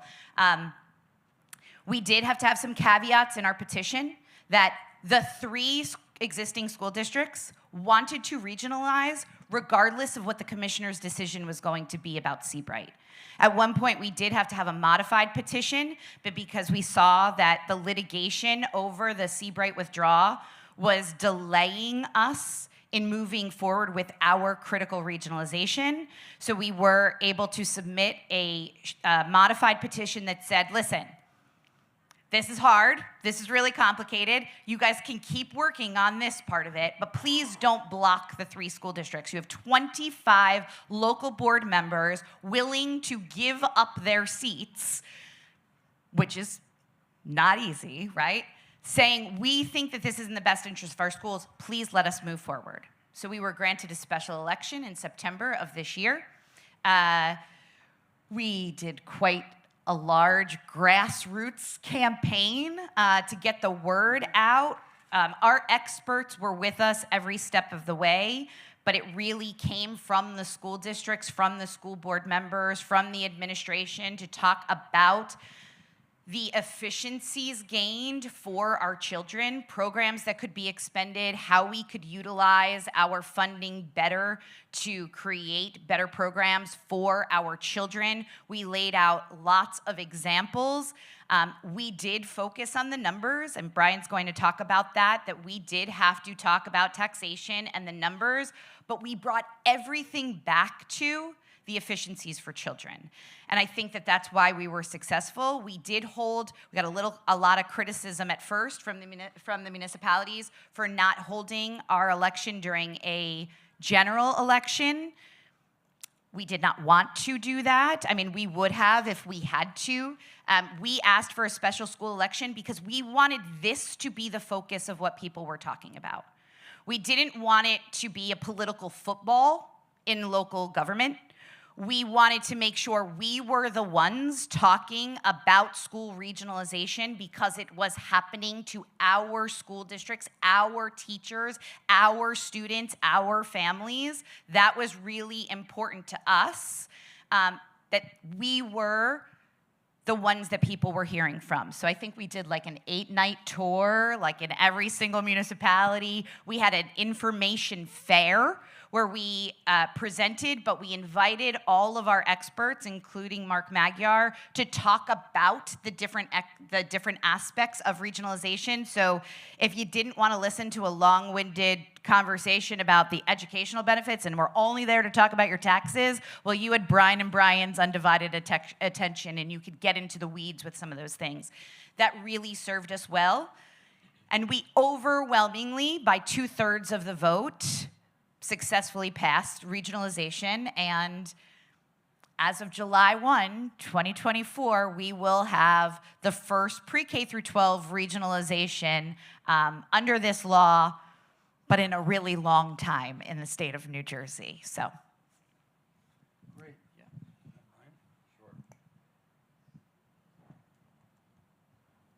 Sure. So my name is Brian Falk. Can you hear me? Go ahead. Did you? Go. Okay. My name is Brian Falkowski. So I'm a school business administrator by trade. However, own a company that does school business consulting. And so we were pulled into this original study with the Tri-District with Kane University.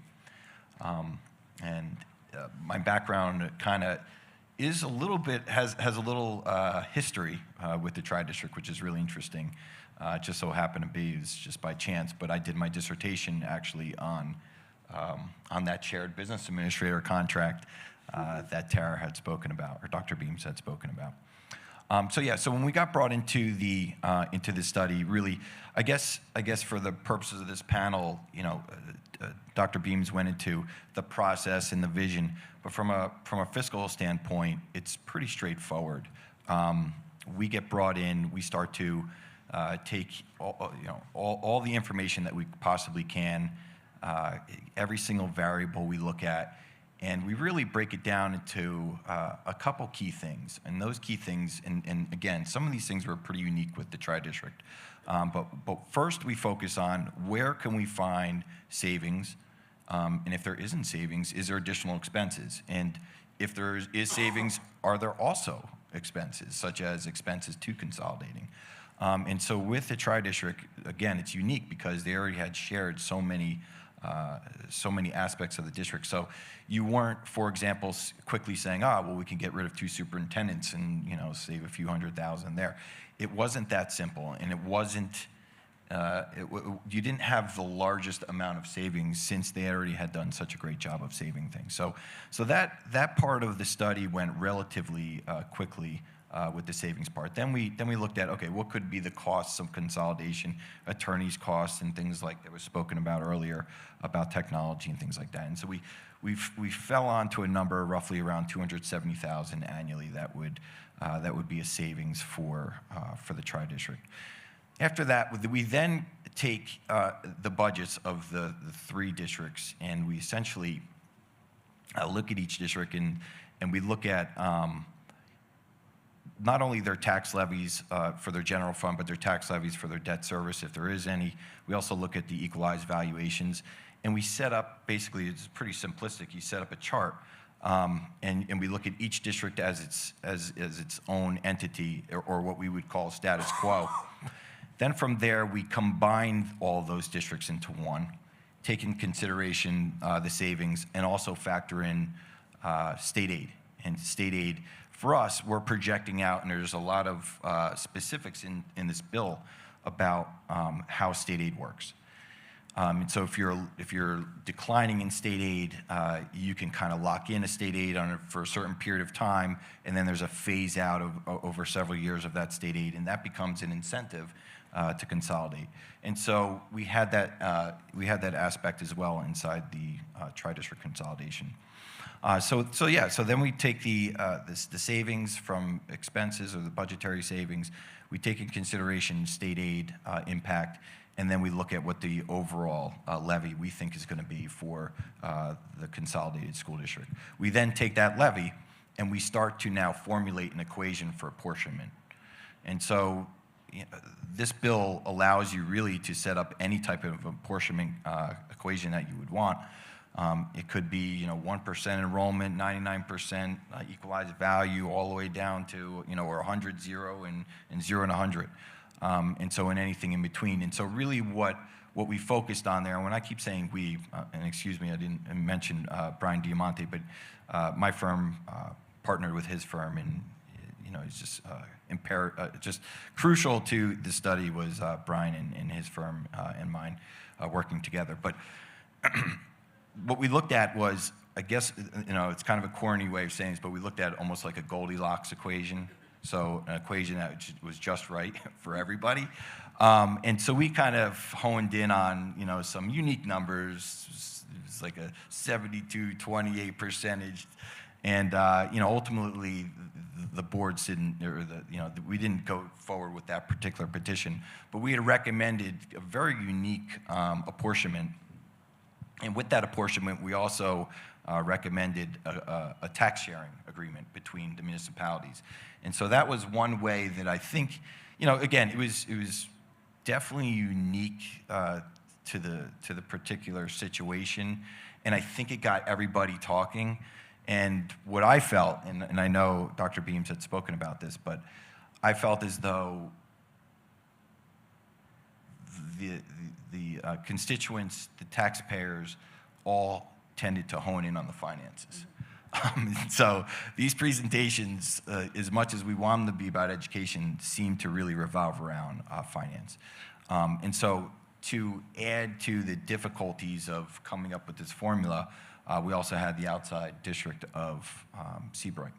And Seabright brought in a whole nother level of equalized value, of rateable value for their particular town, how a withdrawal from their district would phase out their payments with their districts, and pay some money towards our district, it starts to get, in that sense, pretty complicated.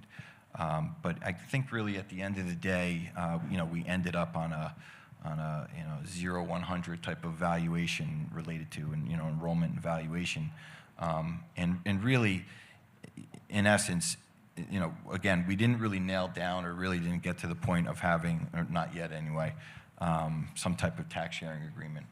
Not yet. And so, we're still heading down this road of, where we're going to end up. And Dr. Beams and I were having a conversation right before this panel discussion about, did you start your budget yet? What's it look like? How's your aid? What do you think is going to come in? And a lot of these answers or a lot of these questions don't have answers. We still don't have these answers. And like, for example, I had mentioned, your state aid kind of gets locked in, and then you have a phase out of that state aid if you had a decreasing state aid. And we're still trying to nail down exactly what year that lands in, what does it look like, and so there's a lot of unanswered questions. And again, I think once we get through this, just as Mark had mentioned, not only the studies that are being done we're learning from, but also this particular consolidation. Thank you. Actually, thank you. One of the things that's like interesting here is like obviously Tara and Brian are currently going through that implementation, and everyone will be able to benefit from them fixing everything in the next 8 months. Mike Gorman, Mike, you want to talk about Salem from the do's and the don'ts standpoint? I've got a lot of don'ts. First of all, just to understand this a little bit, I've been president of Salem Community College now for the last 9 years. Before that, I spent 40 years in the K-12 world, been a teacher, a coach, an athletic director, an assistant principal, deputy superintendent, and then 2 stints as a superintendent. When I say it like that, I don't feel like I can keep a job. One of the things that you have to know about Salem County is that we only have 2 degrees of separation. I'm looking at Henry there and Sue and Dave Lindemuth. I used to chase him around the halls of Woodstown High School. My neighbor Candace. In Salem County, we are very tightly knit. It's a wonderful place. Sometimes I have to remind people that Eisenhower's no longer the president and Buddy Holly is dead. But overall, it's just a delightful place to be. And if anywhere that unification can work, it's going to be Salem County. And we use terminology, I'll get into this in a minute, but we talk in terms of unifying more so than regionalizing. I was the superintendent in Pemberton Township for 8 years and survived to tell the tale. But we absorbed Pemberton Borough schools because most of you probably didn't know that there were 2 entities there, but we did. It was only 1 school and about 250 students, and we absorbed them into the larger 6,000 student body school district of Pemberton Township. And a few years later, dictate comes down from the state that we were to merge with Pemberton Borough because they were non-operating. That's a whole other conversation for another day about non-operating and so forth. But with this idea of unification, I talk to a lot of people about it, and they all say, that's a really good idea. Never going to happen, but it's a really good idea. And that seems to be commonplace. The one thing that I've realized in going through this, there are only a few ways for this to go right, and there are 1,000 ways for this to go wrong. First, don't. Don't try and pull together your feasibility study and all of your data during a pandemic. Okay? It makes life really difficult. And Henry Berman was working with Porzio Associates when we were doing all this, and he had the brunt of trying to collate data when people weren't around, and it was just a very, very difficult time to do it. A do. Know your why. Know why you are doing this. And I like what Brian said. Everybody wants to know about the money. But the truth of the matter is, most people care about who their 3rd grade teacher is, not who the superintendent is. I remember I was humbled as a superintendent when I was in one of the schools. Mark, I was in Rogers School, and I think his 5-year-old said, "What do you do?" And I said, "Well, I do a lot of stuff around here," as a superintendent at the time, and said, "What the most important thing to you is I decide when it's a snow day." So from that point on, whenever that little kid saw me, he said, "There goes the snowman." You don't realize, people don't really care who their superintendent is. They care about who's teaching their third grader. They care about the principal in that elementary school. That's where we have to focus all this conversation.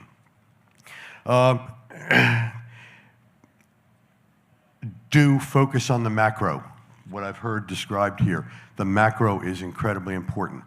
Don't get mired in the micro. Once you start getting into that, you're going to lose that battle. You're going to lose the people that you want to convey the worth of this project. Language means an awful lot. I always say that language leads to thinking, thinking leads to belief, belief leads to action.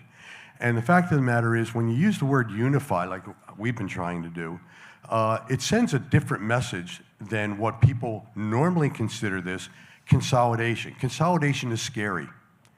Unifying is friendly. Regionalization, most people have no idea what you're talking about. So when you really think of John Q. Public, we have to look at what is the language we are going to use to convey this. Do provide facts. Don't worry about data. You'll have the data, and there will be data freaks that want to go into it. And you have to have that because you're going to make decisions based on that. But people want to hear facts. They want to hear what the data tells you. They don't want to just hear raw data. And sometimes we get so wrapped up in that because that's the world we live in. We lose sight of what the data really means. So translate it into a meaning. Urge and encourage people to look at this concept. Don't try and sell it. As soon as you go out there as a salesperson, it's not going to work. Because how many of you trust the last person you bought a car from? Okay? The idea is we want to be able to convince people on the merit, not necessarily make a sale. You need to build trust. You have to avoid the carpetbagging concept. In this I raised, Porzio & Associates wrote a very, very thorough report for us. We got there because county commissioners, they were freeholders then, came to me and said, "We want to examine this, but we as a body of freeholders, we really can't. Will you write an RFP and then we'll go for one of these LEAP grants and so forth?" And I get called upon to do a number of things for the commissioners over time, and this was really a privilege because I've been thinking about this for 40 years, that this is something that would be good for us as a county. But we did put this together, and Porzio Associates won the bid on this, and it was really a very well done report. A lot of data in there that you can get lost in, and I want to get into some of what it didn't say that is really critical as we go forward. But we made one critical mistake in this, in my eyes only.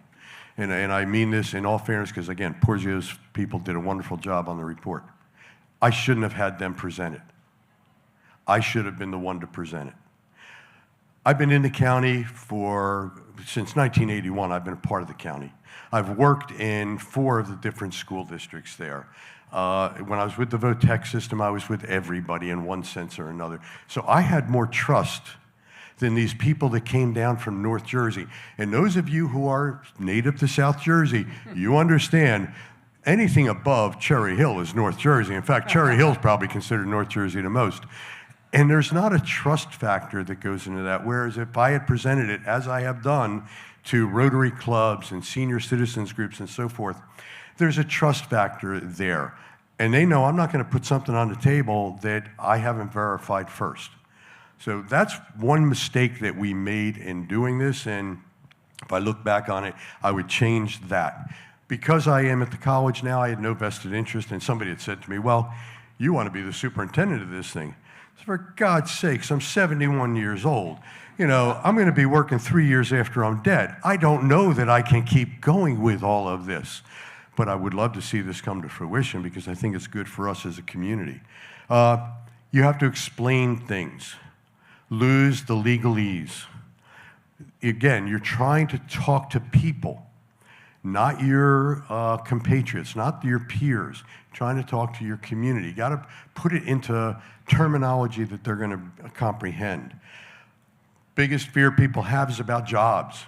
So in this, you should have some schematic, and in all honesty, it was not part of the report, but I had it in the backstory of how many jobs would be transferred due to attrition over a 5-year period versus the layoff concept. Nobody wants to go in and start with layoffs. And to be honest, the report, the feasibility study that we had in hand said every student could stay at the same desk they're at today, and we unify as a county school district, and that means tomorrow we could save $7 million out of about a $200 million budget for the county. Again, we're a small place, 65,000 people. When I was in Pemberton, I had 35,000 people in town, 6,000 students. It was about half the size of what Salem County is as total. So I understood these things can be done. But the fact of the matter is, when you start looking at all of this, people get really panicked about, am I going to have a job? I will say, in this particular report, everything from the school level down, secure. Everything above the school level, not quite as secure. And that's where, we're dealing with a different scope of things. But what we should have done is a schematic of what this would have looked like as a district. In all honesty, if we had gone through with this, and again, I'll say we haven't gone through with it yet. If we had gone through with this, we would have been about the size of Vineland. Nobody's sitting back saying Vineland's this unmanageable place. So we would have been there. Also would have meant that we, as a school community, would have been the 15th largest district in the state, instead of being, these very small places that don't have any clout in Trenton. If you're 15th in the state, somebody's probably going to listen to you and what your needs are and what you have to do, versus being in that lower quadrant. Another thing, and our colleague from Quinton raised it a little while ago, the fact of the matter is we didn't get some information out there that needed to be. Only one of our schools is rated in the top 50%. When you go through all that, and you can argue state ratings all you want, but the fact is they're there, and they're comparatives. And only one of our schools was above the 50% line, and not that far above. Everybody else was below. Had this one conversation with a grandmother in one of the senior citizen circles that I visited, and she said, "Why are you going to mess with our school? Our kids are great. They're doing wonderful." So, well, ma'am, when you look at the data, and I probably shouldn't have used that word, when you look at the data, your students aren't doing all that well. She said, "I talk to them all the time. I know they are brilliant. They are doing really well." Now, I realize that's not a yes vote on this, so go on to the next person. But that's the fact of the matter is, not everybody will accept the fact that the achievement level really isn't there, and we can do a lot through curricular consistency to change this. When we go through the do's, go after the influencers. Don'ts, leave the politicians out of it. Honestly, in our particular conversation, I've had a number of political figures say, really good idea, but I'm not saying that anywhere that anybody will hear it. Because if I go out there and say, this is a good idea, I'm not getting reelected. Okay, that's a reality. When you talk to business people and such, they say, well, yeah, of course, that makes great sense. You should be doing it. You need influencers if this is going to move forward. The schematic idea. We really didn't have how this was going to boil down to one school board, how this was going to boil down to one district power structure, so to speak, hierarchy. We really should have done that. I got to tell you, top right drawer of my desk in my office, I have it. It's just we haven't gone back out to fight this fight yet. The other issues that I think are really important to know, equity issues. If you will go through Salem County, and we're not terribly different than the rest of the world in this regard, there are significant racial divides. There are towns that have, and there are towns that have not. And in our county, when you trace poverty, it usually comes down to a black, white, or Hispanic issue. Unlike Pemberton, where white poverty was rampant, when we're in Salem County, people of color are going to make the majority of impoverished. So we have to do something like that, about that. But in that context, the folks in one of those impoverished school districts didn't like this idea because they were fearful that their students are just going to get lost in the mix. I hadn't thought about that one before. So how do we go about making sure that people feel that they belong? I'll quit on this one. If we were to start over again, and we had a clean slate, and somebody said, educate the children of Salem County, we wouldn't make the model that we have today. We would make something more along the lines of the model that we're talking about. And this might be our opportunity to redo it. But we have to be respectful of heritage. We have to be respectful of I want to say provincialism, but that's not a very good descriptor. But people belong to the places that they live. But the idea here in this study was nobody has to change the school. We'd move more toward magnet kind of programs at the secondary level. And then eventually, it's going to even out and we're going to go in a better direction. The biggest question I got asked on this in every circle that I went to, because it was a 5-year projection, well, what happens in year 6? So, well, then that's up to you. But what happens 6 years from now if we don't do this? K-12, the K-6 districts, K-8 districts are starving for money. It's really making it difficult to operate. K-12s aren't exactly affluent, but the fact of the matter is they have more to work with. So those are my do's and don'ts, and biggest one, don't try and pull this off in a pandemic. God, thank you. One of the things was like interesting from the standpoint of the Henry Hudson merger is that the best salespeople were Tyra's 25 school board members talking to their neighbors, and you need the community support. You need to build the community support, and this doesn't happen overnight. Several of the districts we're working with, we first met with to discuss regionalization when I was still in the Senate majority office 3 years ago, and we're now in the study phase. But you need to build support slowly. I have time for 1 or 2 questions, and then we'll go to the next panel. Anyone for a question? Thank you.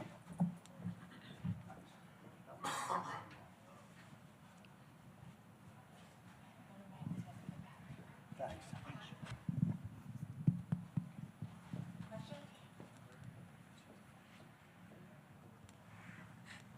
Thank you.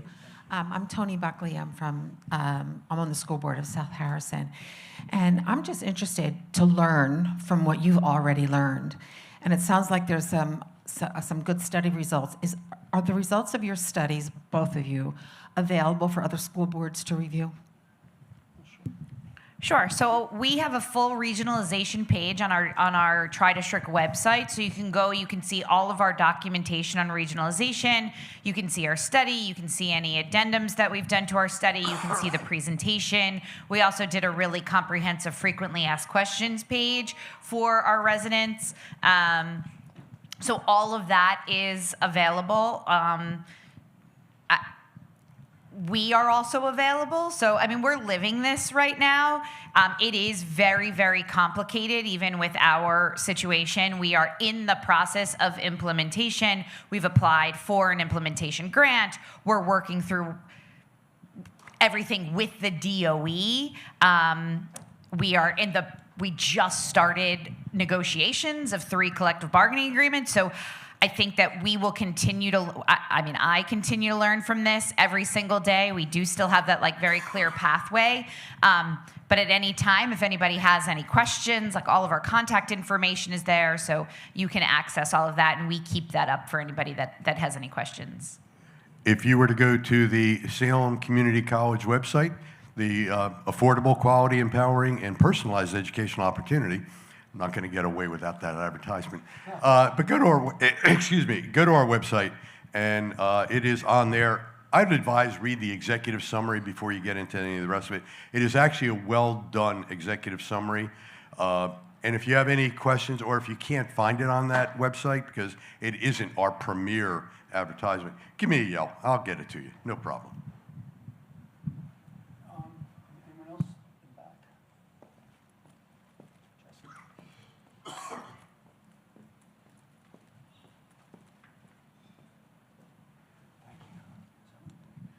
I'm Joanne Nicuccio, Quinton Township, Salem County. And I know that Mike is reporting accurate data. We are at probably, when he said that our kids are probably not so much at hitting the 50% line, but I also want you to understand that we're all district factor A in socioeconomic factors. My school is 40% minority. And we do have wins, we do have growth occurring. So it's not that we are not teaching the kids, and I don't think that's what Mike was implying. I just want you to know that we're making progress. It's tough, but we're doing our best. We also do lots of shared agreements. We share our business administrator. We created our own child study team. We have a network of placement opportunities for our special needs kids. We are leveraging every possible way that we can fill our students' needs. It's not just about money, it's about what they need. We supply pre-K to 3 schools in the county, and the early childhood coordinator. So we're looking for every opportunity. Thank you. And country poor is very different than city poor. You know, once you get into these rural environments, it's a very different poverty level than what you see in an urban area. There's just one thing that I want to point out about shared services that I've kind of learned along the way. There's a very big difference in sharing services or having a purchasing power and sharing human beings. It is very difficult to share humans. And a lot of times when we talk about shared services, they involve human beings. It is those governance and operational and financial structures that oftentimes we think we're being really efficient because we're sharing human beings, whether that's sharing a teacher, sharing an administrator, sharing a director, sharing a superintendent, a BA, whatever that is. The attrition rate for the humans that are being bounced around and shared and answering to so many masters also becomes an issue. So I talked about those 2 positions, the supervisor of curriculum and instruction and the supervisor of special services. Although from 2011 till I came on, 2011 to 2014, they had a shared superintendent, and then there was a new one for 7 to 8 years before I came on. Below that shared position, in those 2 positions, we had 13 different people fill those roles from 2006 to 2019 because they couldn't be shared efficiently. So I just want to caution everybody to really think about when you're talking about shared services, there is a difference between sharing a contract for your fuel, sharing a contract for your textbooks or whatever that is, and sharing human beings, because that's very difficult and you have to look at those attrition rates. That's the one thing in all of this that it got to a breaking point for us that shared services was not efficient because it was about your human resources. It wasn't anymore about your fiscal resources. And that is a big distinction that I would caution is something you really think about in talking about that. And that comes from our conversations with our teachers and the NJEA, and we've been very transparent in what is going to happen to our staff. And in a lot of ways, we are enhancing the work life of our staff. Because we're so small, we have to share so many human resources, including our teachers. So I just wanted to add that point.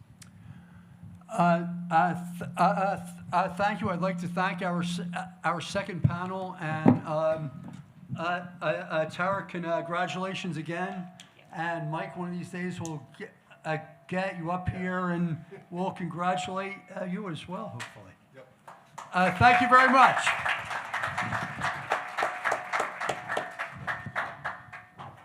We're going to take a 5-minute break to set up for the next panel, and then we'll go forward. We're starting about 5 minutes. Thank you very, very much.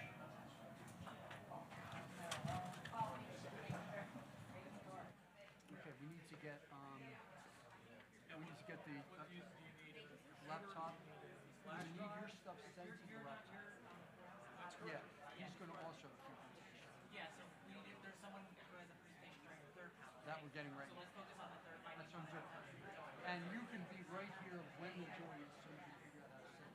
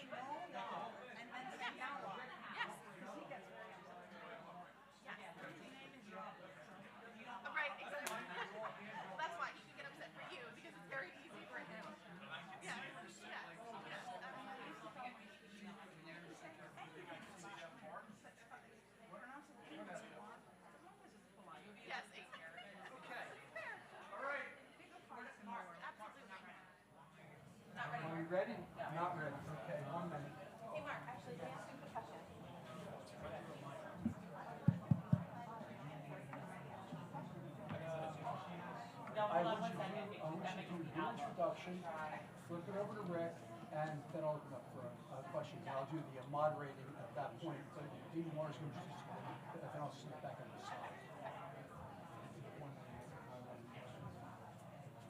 Yeah, he'll do the moderator. I'm just gonna sit there and watch. Okay, well, you're welcome When I to set do up the that. computer. Okay, all right. Because I can always give you That's the not immediate USB. anyway.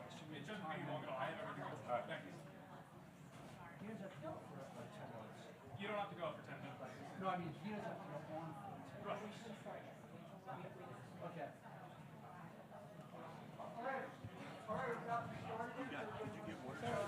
There must be somebody from. Oh, no, I don't. That's okay.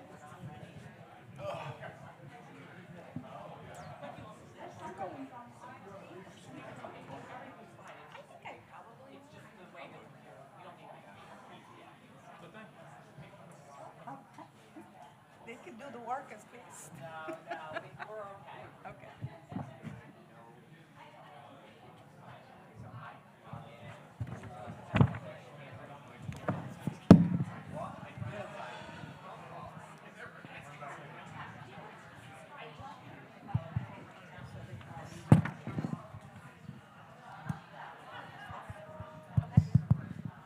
This is working. This is working. It's working? This one you cannot turn on and off. This for you, because you can, I turned it off now, because you know, I don't like microphones on when. Right. Too many issues. Too many issues.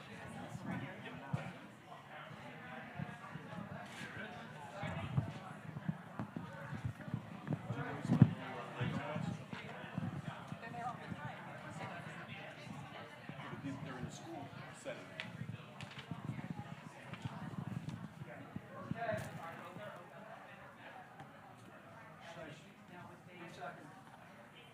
Mark, I got it.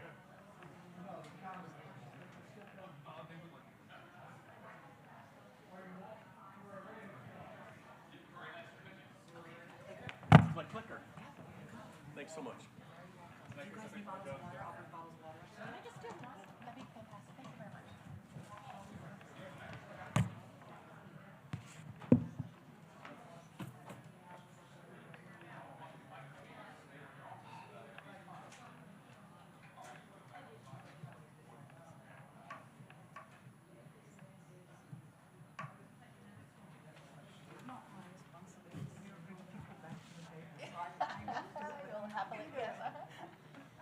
It's like herding cats. Yeah, and they're trying to find the current.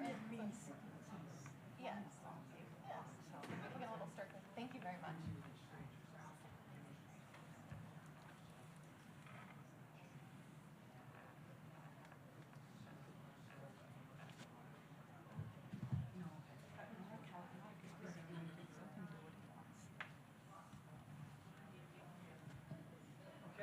Start? Yep. Okay. Good morning, everyone. Oh, of course, I lost my thing. Hold on.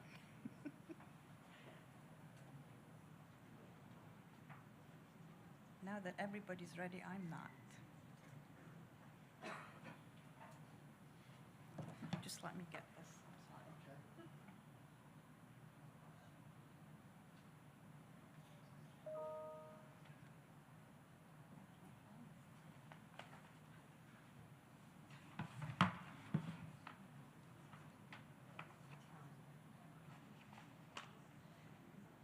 Okay.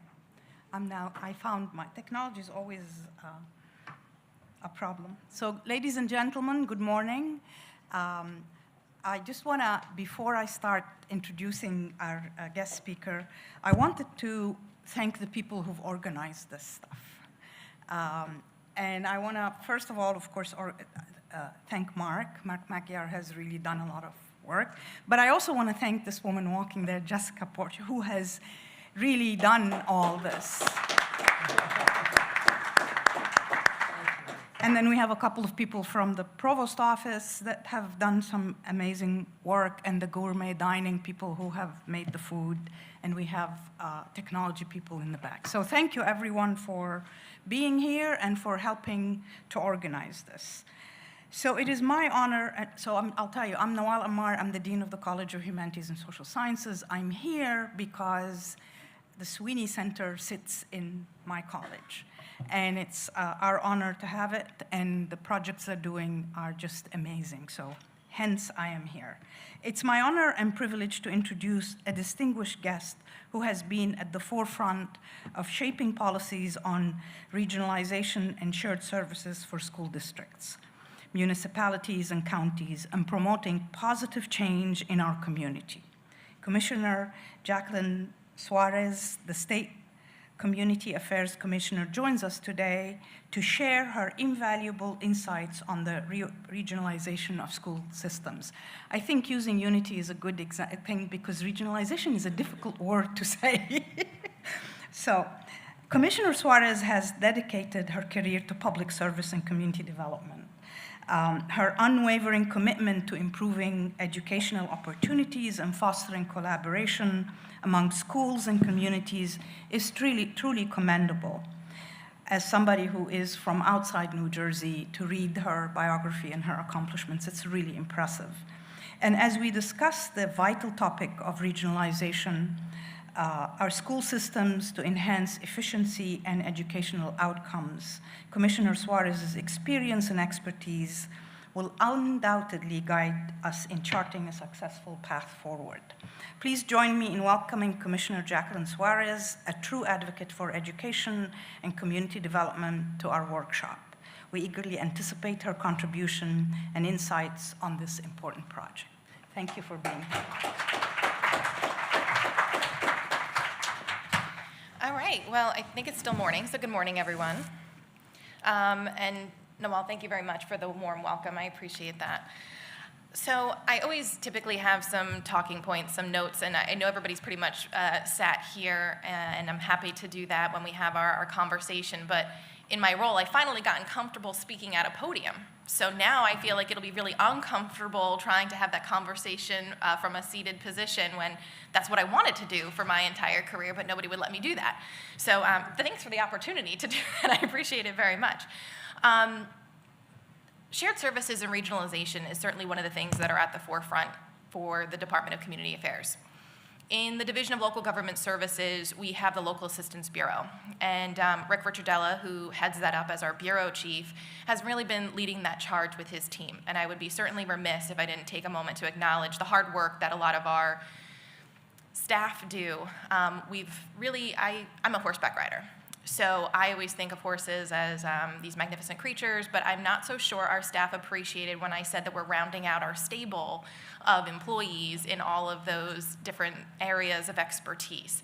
But we've taken a lot of effort to make sure that we have incorporated business administrators, city managers, CFOs, DPW experts, fire, police, you name it, whatever type of shared service we were going to be looking toward, we wanted to make sure that we were incorporating that level of expertise so that way we could speak about it as a subject matter expert. My area of expertise, coming as originally the Director of Local Government Services, was the finances of things. How were we going to make sure that what we were doing is financially stable? And the Murphy administration, as we're all well aware, has really moved in this direction of we're looking to make sure that taxes are manageable for everybody who lives in New Jersey so that they can stay here. And one of those ways of doing it was shared services and regionalization. And I want to be crystal clear, though, because I think a lot of times when I go into municipalities or counties and they're always looking for how are we going to make cost savings work, yeah, it's true that we're going to do that by looking for regionalization and shared services, but that's not the only goal. The goal is to make sure that we are providing services that are better than what they currently are while still realizing some of those cost savings or at least cost avoidance for the future. And two of the people who really help us do that are the shared service stars in the state of New Jersey. So they are both former mayors. One is still a councilman, and that is Nick Platt and Jordan Glatt. And they joke that they kind of tried to give the political courage for a lot of the elected officials to kind of get over the hump of doing these shared services. So DLGS and the Local Assistance Bureau, we really tried to make sure that we are gearing up for the subject matter expertise, that we're putting the plans in place to make sure that this is going to be accessible, and then we will do anything to kind of help that get it across the finish line. Sometimes they're in the newspaper, sometimes they're contentious, sometimes they're not, and sometimes it's smooth sailing. And I'm a firm believer that communication is key. And what I kind of mean by that is 9 times out of 10 when we get our pushback, it's because people don't know what's going on. And if they don't know what's going on, they get fearful, they get uncomfortable about it, and they automatically assume the worst, which is something is going on behind the scenes, and that's why it's kind of getting rammed down our throats, and that doesn't seem to make sense. So what we try to do is make sure that the process is as transparent as possible. So that way we can set the messaging the way that we want to set the messaging. We can explain what it is that we're doing. We can involve the stakeholders at the outset. And I think we kind of saw that borne out with the legislation that has made the school regionalization and efficiency program possible. So when the legislature was looking to do this, and former Senate President Sweeney, who this is named after, sat down with, at the time it was Senator Sarlo and Senator Oroho, they decided that they were going to bring everybody to the table. So they sat down with the NJEA, they sat down with the school board associations, they sat down with superintendents. They wanted to make sure that everybody who was going to be implicated or involved in some way, shape, or form understood what was going on and raised their concerns. So I think that goes to the heart of what we try to do at the Division of Local Government Services and at the Department of Community Affairs, and kind of shaping that and making sure that it moves forward. So school regionalization. The naysayers certainly said that this wasn't going to be possible, and if anybody knows me in this room, they know that I love to tell people, see, we were able to accomplish that when they told us that we weren't going to be able to do it in the first place. So some of the success stories we're going to showcase a little bit here in this room today. As far as what the School Regionalization Efficiency Program is really set to do, we do 2 things. We originally stood up the LEAP program in the Division of Local Government Services, Local Assistance Bureau, and that stood for the Local Efficiency Achievement Program. And the goal there was we were going to reduce the barriers of entry for these shared services and regionalization efforts. 9 times out of 10, we heard from the municipalities that they really wanted to do it, but they were going to have to outlay some of the costs up front. And that was going to be prohibitive for them. How are they going to tell their residents that we're going to increase costs temporarily, of course, just to decrease the costs in a year or 2? Most of the times that doesn't work out very well, and so people are a little skeptical. So we thought, okay, one of the barriers to entry, what we're going to do is we're going to provide grant opportunities. So we've actually increased our grants to up to $500,000 for LEAP, for the actual implementation of these. And then we also said to ourselves, well, we got to make sure that they have the funding to actually do the studies to make sure this is going to work. So what we did was we stood up another grant program so that we could provide the funding for these, what we call challenge grants. And the challenge grants are just like what they sound. We wanted people to think outside of the box and creatively about what these shared services were going to do across the state of New Jersey. No longer do we want to talk about sharing a tax collector or a CFO. We wanted to talk about true regionalization, and that's what we're starting to accomplish. Merging of police departments, regionalizing school districts. What was that going to look like? And then the legislature, with this newest piece of legislation, said, no, we're going to really back this. So we created even more funding through the School Regionalization and Efficiency Program. We wanted to kind of keep that separate and apart so that we can really take a closer look at what this was going to look like for schools across the state of New Jersey, as well as have some sort of collaboration with the Department of Education to make sure that this was going to be feasible from their standpoint. Wanted to make sure the subject matter experts were in the room. And as I mentioned, when Governor Murphy said, this is going to be one of our initiatives, the only reward in government for good work is more work, as I think we're all aware in this room. And so they kind of took a look at us and they said, hey, DCA, you've been handling these other grant programs really well. We're going to give this one to you too. And we were like, really? But isn't this education? And isn't there a whole department of education? But we were happy to do it. This was really our area of expertise as far as the granting, as far as the evaluation, as far as the shared services. So we kind of took the reins on that. And a study found that the smallest districts in New Jersey, so those are the ones under 500 students, actually spent 17% more per pupil than the other 60% of school districts that had 1,000 or more students. And I think the numbers are really interesting. So we've always made sure that at the Department of Community Affairs, our decision points are going to be data-driven. We're going to collect the information, and then we're going to try to move forward and how we can address it. So after S3488 overhauled the regionalization efforts for education for probably the first time really in about 25 years, even though it's been generational to try to get this across the finish line. we started kind of moving forward. And I know that, I believe Tara Beams was here, or is here, right? Yes, hi. And so from Henry Hudson Regional School Superintendent. So it was the first one, I think, in about 10 years that really kind of took the helm of what this was going to look like. And some of the ones that I want to highlight, too, that we either gave SREP to, and I think Sterling Regional High School District, we actually gave a LEAP grant to, because that was before SREP came to pass. And since then, we've done school districts with Belvedere, Delsey Regional, and Union Township. So I bring those up because those are the ones that we've actually already worked with. There are several in the pipeline. I won't blow up their spot yet because it's going to be kind of exciting when we get to announce it. Hopefully one's going to get across the finish line today. And in the past 2 years since Governor Murphy signed this into law, we've tried to really streamline the application process. We understand how cumbersome the red tape can be in New Jersey. So a lot of times what we're looking to do is the efficiencies across local governments and what that kind of looks like. So we've been really working hard to get that done.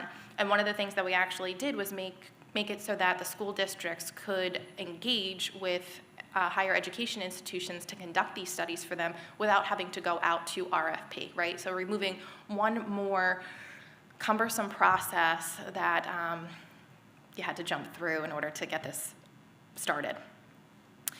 And I know there's a lot of debate that still goes on about regionalization and what that looks like for schools, but as we kind of continue to look at that, at the heart of this mission for us is really making sure that we are providing greater services for the students instead of cutting those services. So we all know that we've heard ad nauseum over the last, I would say, 2 to 3 years at least, that we're cutting arts programming and we're cutting certain sports at different schools.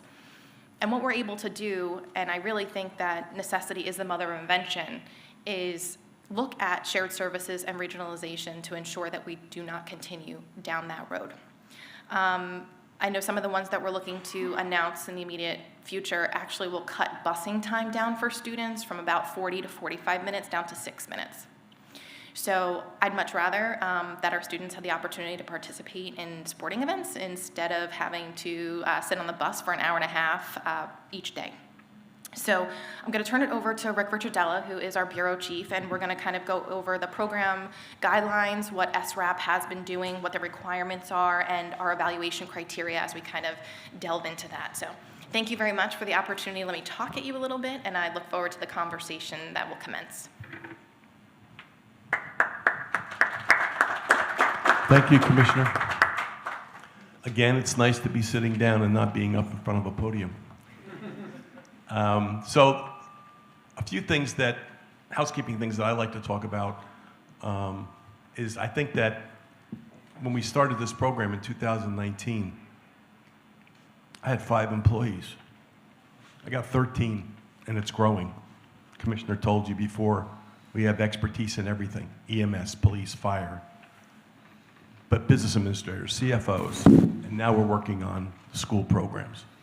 So today, we're going to talk about the overview of the school regionalization program and the funds that are available and how we're going to get to yes on some of these issues. Obviously, the commissioner spoke about S3488, which is the first major overhaul in over 25 years with regard to the school program. And when they came to me on this program, having worked with municipalities, which, by the way, my background is I'm a police chief, they gave me the school regionalization. I was like, ooh, well, I guess we'll take this one on too. But again, as the commissioner said, when we do a good job with the other LEAP programs or the other fire grant programs, they thought it was good for us to do school regionalization. So they gave it to us, and Mark and I have been together for, I think, since 2020 with regard to this program. Mm-hmm. So it's been really working out great. And one of the things that I like to highlight under this area of the, oops. Am I back to it yet? No? Here we go. Fat fingers. 500 students. We're presently working with Seaside Heights, and they have 210 kids going to schools. And we said to him, you can ride a bus 6 minutes over the bridge and go to Toms River School District. And then Toms River would get an increased formula over the next 8 years for having those 210 kids. What they want to do is they want those kids to ride 45 minutes down to Central. I wasn't naming names. But it's quite a program that a kid's going to be in a bus, maybe 10 or 11 years old, and he's riding on the bus for 45 minutes. He could just ride over the bridge for 6 minutes. And the commissioner's right, no names. So what's new with the regionalization is the S2 program that was produced by the governor and the state legislators, and they wanted to try and get this program off the ground. We work with a partner at the Department of Education, and they're telling us under all these different districts, whether it's a S1 or an S2 or whatever it might be, we're able to go over the programs with them, and they can tell us whether or not we have any issues that deal with segregation, race, class, or ethnicity. So again, having dealt with municipalities, I'm finding this very interesting that we're dealing with these programs. One of the other things with regionalization is that they wanted to make sure that they did this on a volunteer program. So what happens is the school district or the superintendent, maybe one superintendent's retiring, and then they end up calling us and saying, hey, listen, we're interested in doing a study. Do you think you can help us out? And we'll give them the funding to do the consultants' work to see if it's feasible for them to do it. So it seems to work out pretty well. The great thing about it is the czars that Jacqueline spoke about earlier, Jordan Glatt and Nick Platt, they're like the face of our program, and they're out there preaching to everyone about it. And by the way, they make a lot of money, $1 a year for doing this program. They're really doing a yeoman's job on it. So basically, when it first started, Governor Murphy gave us the local efficiency program, or LEAP, which was in my office, and then they allowed the SREP program to come into it and work with us on it. So why does it make sense? From what I was explained when I first sat down, and one of the things that when I had a meeting at the governor's office about the program, one of the constituents that was in the room was telling me that they're sending their children to a sending district, and they're spending $129,000 to send that kid to another school district. And I was floored over that. So that was one of the reasons why we wanted to get involved with this, because I think we can get the program off the ground. Helps with their tax bills and the curriculum. What we found out from dealing with it, I know I'm preaching to the choir here with all the educational people here, what we found out is that the curriculums were wrong. So 2 or 3 school districts might be sending their children to one high school, but when the kids get to the high school, their curriculum is not correct. It seems like there's a problem. Some kids are higher, some kids are in the middle, some kids are lower. So by doing this program, and you're starting the curriculum from the kindergarten up, everybody's on the same level all the way up into high school, is how they explained it to me.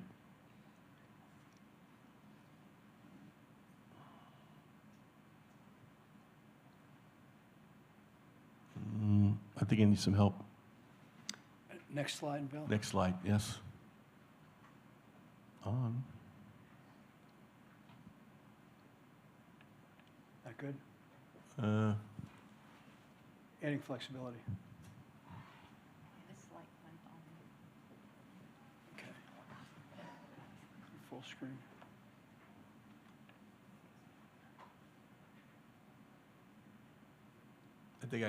For some reason, I think I got control. I think I have control again. Nope, stuck on. It's my bippy. Okay, go to the next slide. So some of the objectives of the school regionalization, obviously we want to bring the school systems into the 21st century. Originally, when I first started this in 2019, there were 611 school districts. We're down to 593. And I didn't know if the people in this audience are aware that there's like 2,468 public schools in the state of New Jersey. Again, just doing some research with Mark with regard to this. And we have a website set up for anybody in this room who wants to send or ask questions with regard to it. And we're going to make this PowerPoint available to everyone that's in here or on the link that we could send it to them. The main thing that I like to emphasize, even when I'm talking to municipalities, is the fact that we don't have one right way or one size fits all. We're not like that. When we go into a municipality, we weigh everything. We give them a documentation request and we look at everything that's going on in the municipality or the school district so that they understand that we're just not doing a cookie cutter program for them. Next slide, please. So we wanted to add some flexibility to the SHREP program. Obviously, again, we want to make sure that we're moving them up from the grade 7 to 12 so everybody's on the same level. We do have rolling applications that are available. Again, our grant administrator, Lorianne Doyle, at my office, takes these on, and she answers all the questions. Very, very knowledgeable of the program, and she'll help you get through it. Even if when you're doing your application, she'll tell you some other areas that you should highlight to put in the application to ensure that you can get yes to get it past the goalposts. Again, I like to talk at this point about the formula. I think it's important that even when you're in the application period, even before you get to referendum, once the application is approved and you have this study done, you can start to enjoy some of the extra funding that the state's going to give you with the school formula. And then if the referendum passes, you get another 6 years that's on it, or up to 2029 with regard to some of the formula.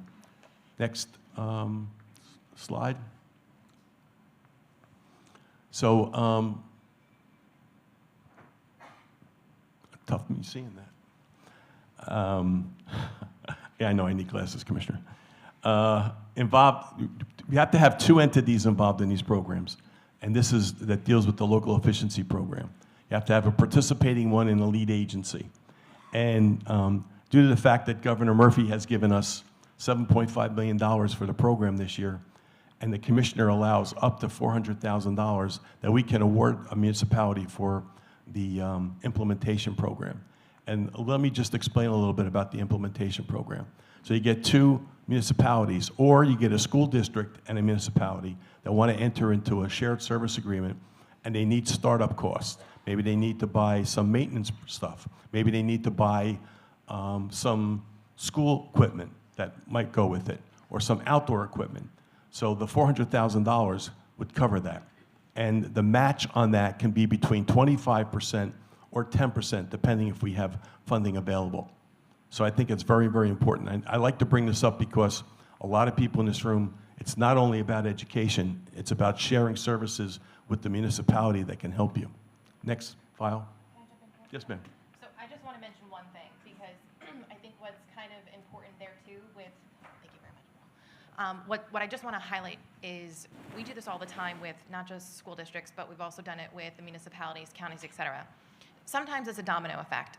So if one entity enters into the shared service with another entity and it's showing that it's working really well, and somebody decides the next year or 2 years down the road that, you know what, I think we're willing to join whatever it is that you guys have going on over here, that would trigger your ability to reapply for the grants all over again. So I just highlight that because it's kind of, once you have a proven track record, you can then come back to us again and say, we already have 2 who are sharing the service. We've got a 3rd interested. We now need to expand the building. There might need to be an addition put on, or we may need to revamp it to make it accessible for additional students, or now we're going to need another bus. Whatever the case may be, that then triggers your ability to re-enter for another round of grant opportunity. So I just want to highlight that because it's been working out really well. Thank you, Commissioner. So these are just some of the school regionalizations that are moving forward. I think we've already talked about Henry Hudson. Very proud lady here in the front. Gloucester, Warren, Camden County, and Somerset, Morris, and of course, we've already talked about Ocean, no names, Seaside Heights, and Toms River. Successful shared service programs that I like to talk about. Union County Regional Dispatch. Again, they came to us, these small towns in Union County, and asked us for some help to set up a dispatch system for Union County. Bergen, Hudson, and Passaic, we're doing a medical examiner's office up there. Woodbury and Woodbury Heights, again, I don't know how many people are familiar with this, but again, they dissolved their police department because it was so small, and they merged it into one police department. Atlantic County Central Court, we took 9 municipalities down in Atlantic County, and we put them into one centralized court.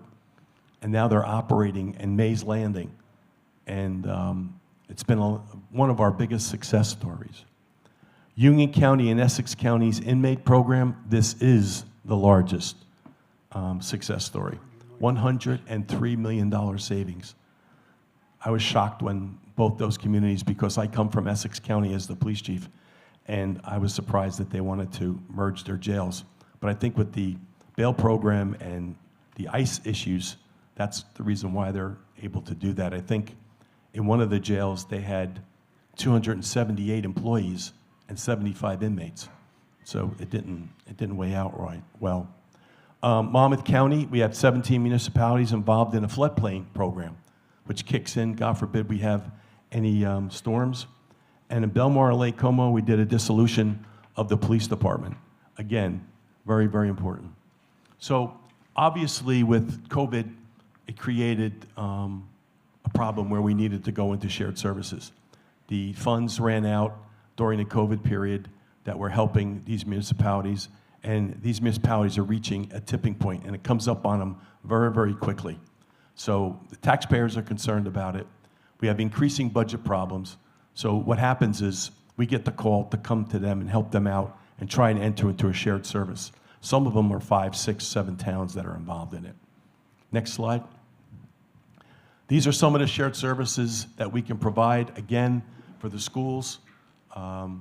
Maybe janitorial service from the municipality, handling the maintenance on the fields, you know, because the towns they're already handling the fields. Maybe you can enter into a shared service. And when you enter into the shared service, you may need to buy mowers or anything else that might go on. But these are just some of the samples that we have that are involved. And we have 3,200 shared services on file since we took the program over in 2019.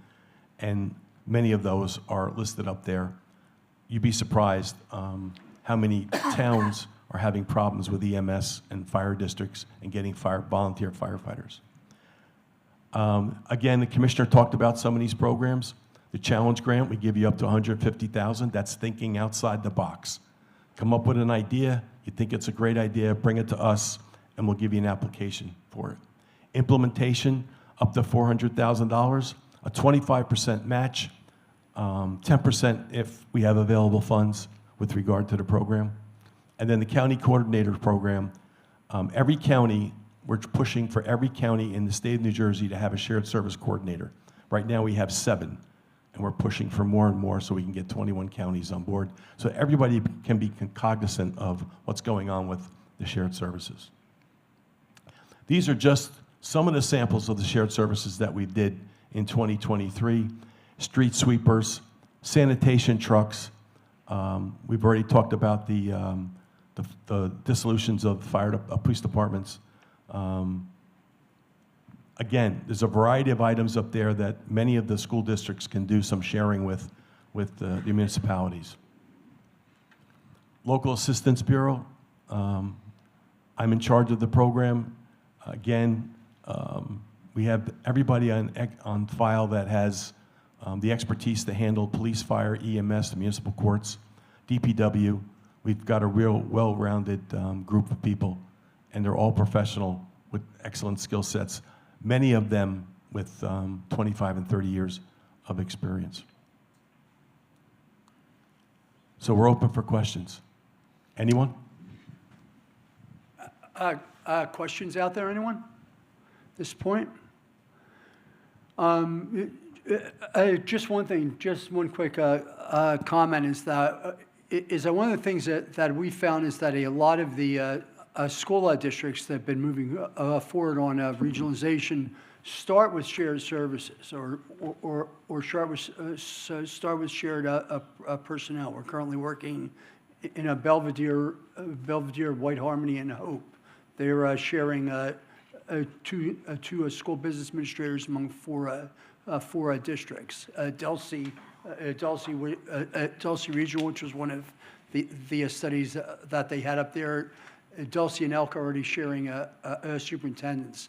One of the things we've seen is that it's like easier to move forward on our larger studies and larger steps if you're already taking baby steps first. And one of the other things, and again, this ties into why DLGS is the right agency, is that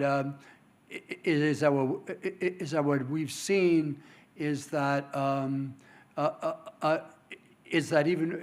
when you're doing studies, you're also providing opportunities for shared services or ideas for shared services that districts may want to implement short of regionalization, because regionalization is is made up of a number of building blocks. The implementation grants are available to us school districts. The $400,000 implementation grants. Tara has one pending, by the way. She'll probably waylay you afterwards, after the presentation. I just wanted to say that Commissioner Suarez and the department and Rick, we have been working on this for years now, and they've been great partners. And some of the most important, there are important changes that Rick pointed to earlier, such as the rolling grant application process as opposed to a 1 year and then you wait. There are now rolling grants available, so you can apply. There are districts that are coming in with applications in the next couple weeks that are not worried about what the application deadlines are. Anything else from a commissioner from the standpoint of? I mean, it must be gratifying to actually have one go forward. It is. So a couple of points. So I know I touched upon this a little bit, and I know Mark just brought it up again, but typically what happens is we see the shared services start at a smaller level. So one of the examples that we can give is actually up in Essex County with Maplewood and South Orange. So they started doing some small potatoes with some shared services. It's grown so much that they completely merged their school districts, so they're one now. Then they went ahead and they merged their fire departments, so now they're one fire department. I would not be surprised if they are not done with their shared services. And I also wouldn't be surprised if at some point in the future they say, we should just be one municipality at some point. I am excited that we did have one more merging of municipalities 2 years ago. So we are officially down to 564 municipalities in the state of New Jersey. Still a little bit of work to do. But so that's one. Sometimes just starting with a smaller shared service just shows how it works between the two communities, and it builds that confidence so that we can do some larger items. And then yes, as far as the rolling application period, lessons learned, right? So it's a little difficult if everybody has to wait to the end of the fiscal year to figure out if they're going to get a grant. We also understand they usually have to go out to some sort of referendum. So we wanted to make sure that it could be on your timetable. So as soon as you want to get the applications into us, we will work with you, we will evaluate them, we will get them out the door as quickly as possible. We haven't had an issue with funding thus far, but we're starting to see an uptick in some of the very large requests for money. So it's early bird gets the worm. I'm not an early person, but everybody tells me that. So I would recommend that if you can get the application as soon as possible, that you would do that. And I think I even have a little bit of discretion to go above the $400,000 if possible. So we've got it maxed out, so I'll wait to get tackled off stage and see who wants that $500,000, but we'll kind of go from there. So, but thanks for highlighting those, Mark. Thank you very, very much. Appreciate it. David, you want to moderate? Thank you. So the shared services also includes the leasing. And I'm now going to turn it over to my colleague, David Lindenmuth, who's going to moderate our fourth and last panel. Thank you. So I've been working with her on some of our initiatives with police departments around the state of New Jersey, so happy to talk to you about that.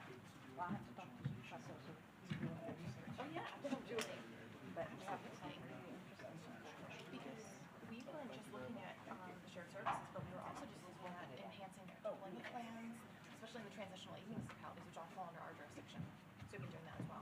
But yeah, I'm happy to talk under it. Yep. Thank you, Commissioner. There's a microphone down here. It's on. Can't turn it off. So,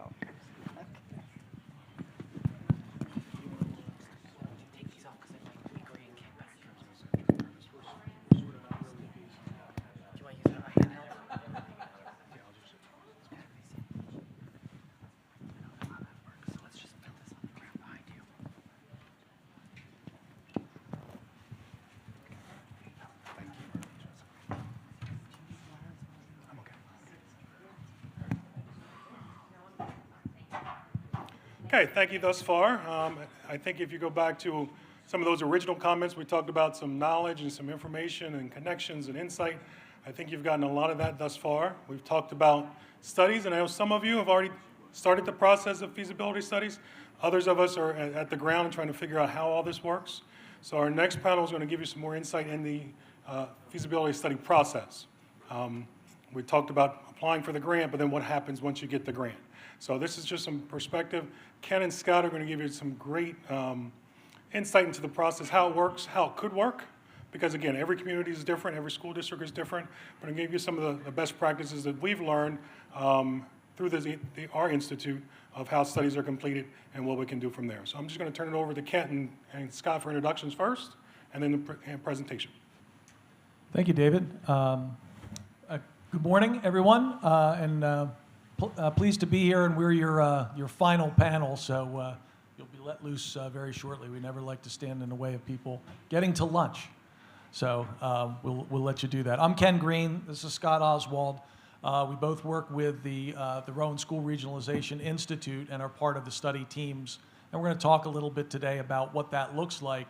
I do want to set a little context before we dive too deep in introducing ourselves and the team, because we're hearing a lot today, so I want to make sure that we incorporate the part that we play with the other parts that you've heard. We're not going to talk about an hour presentation, what happens after a regionalization vote, and when implementation might be an issue. That's we're talking about the $400,000 and $500,000 grants. That's a time after. We sit in the sort of the middle of that process. But what we do is that we move from the time of an application, and once the application is approved for a grant to do a feasibility study, that's where we step in and actually do the study, turn the results over to the districts, and then that's the point at which really the further discussion about whether the districts are actually going to regionalize, petition for a referendum, all of those things. So I just wanted to couch where we are in that process before we got too far. So just a little bit about ourselves. We are both retired superintendents who now work as consultants. And I think that's important to note from what Dr. Beam said earlier about the study that they did where they worked with Kane to pool together the resources of consultants rather than working with one entity. The benefit here is that even though Rowan is an entity, what they are doing is the work of pulling together various consultants to do the work. So when we look at the pieces of what we do for a study, we can highlight that there are consultants who work on each of those who have specific expertise in those areas. It's not all just done by an educational institution or a law firm or whoever else might be doing that. But we have that value that we provide. But again, you can see our backgrounds up there and what we do. And Scott, feel free to interrupt at any time as we go through. Let's just also introduce you to the rest of the team. And before we do, the role that I play is as a project manager. So any of the projects that come to our School Regionalization Institute, I oversee those largely to make sure that there's fidelity to our process and that we're completing things in a similar fashion and giving overall guidance. I also will serve in a role as a lead investigator, and that's really the person who heads up the team of people who are doing, the consultants who are doing the investigations. And Scott is already working as a lead investigator in 2 of the districts that we're doing studies in. But the other team members, some of the names who are familiar to you already, Mark Magyar and David Lindemuth are the co-directors, and both from different aspects of the university. I think important to note, a thread line here for everybody is probably Mark Magyar, who knows just about everybody who's involved in this, and obviously has been at this quite some time. And I think Mike Gorman mentioned something about knowing your why, and Dr. Beams about having a vision before you do your study. Mark has been engaged with many of the districts who are considering this for multiple years. So we know these conversations are going on in your districts about should we, shouldn't we, why would we do this, why wouldn't we do this? Those are really important conversations to have. I think Terry mentioned, that all has to happen before the feasibility study. So, I wanted to balance what the folks who were just up here from DCA were talking about. And yes, on the one hand, if you're ready to move, you want to move so that you can get the availability of grant funding. But on the other side, you don't want to move until you're really ready to move forward and know exactly why you're doing what you're doing. So I think that's important. And again, Mark has really worked with a number of districts at the front end before even an application is done to help them understand their why and to help elicit that. So I think that's really important.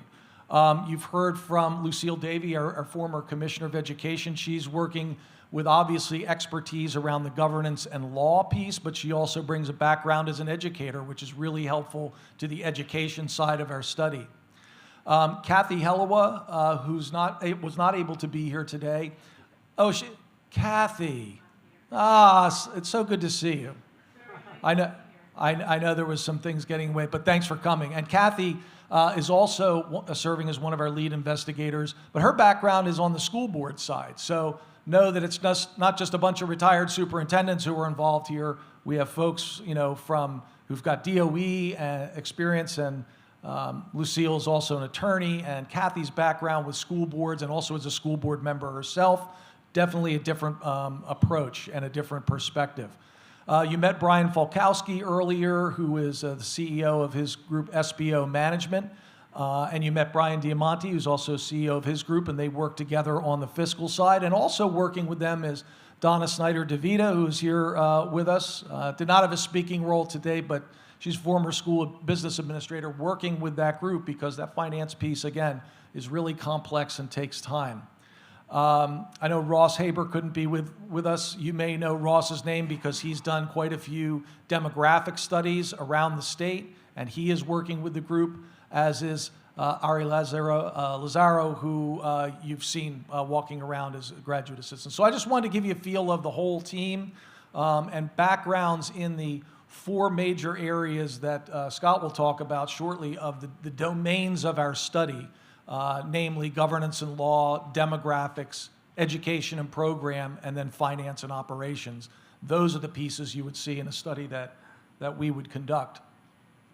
Our objectives today, just real simply, I'm going to talk about some of the legal requirements for the feasibility study itself. You heard previously about other aspects of the law, the regionalization law itself that Mark in the first panel talked about.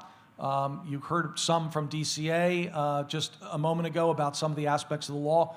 We just want to focus strictly on the feasibility study. What's required in the law to give you an idea of what you should expect. I'll pass it over to my colleague Scott to talk about our study model and scope of work, a couple frequently asked questions, and then hopefully get to your questions as well.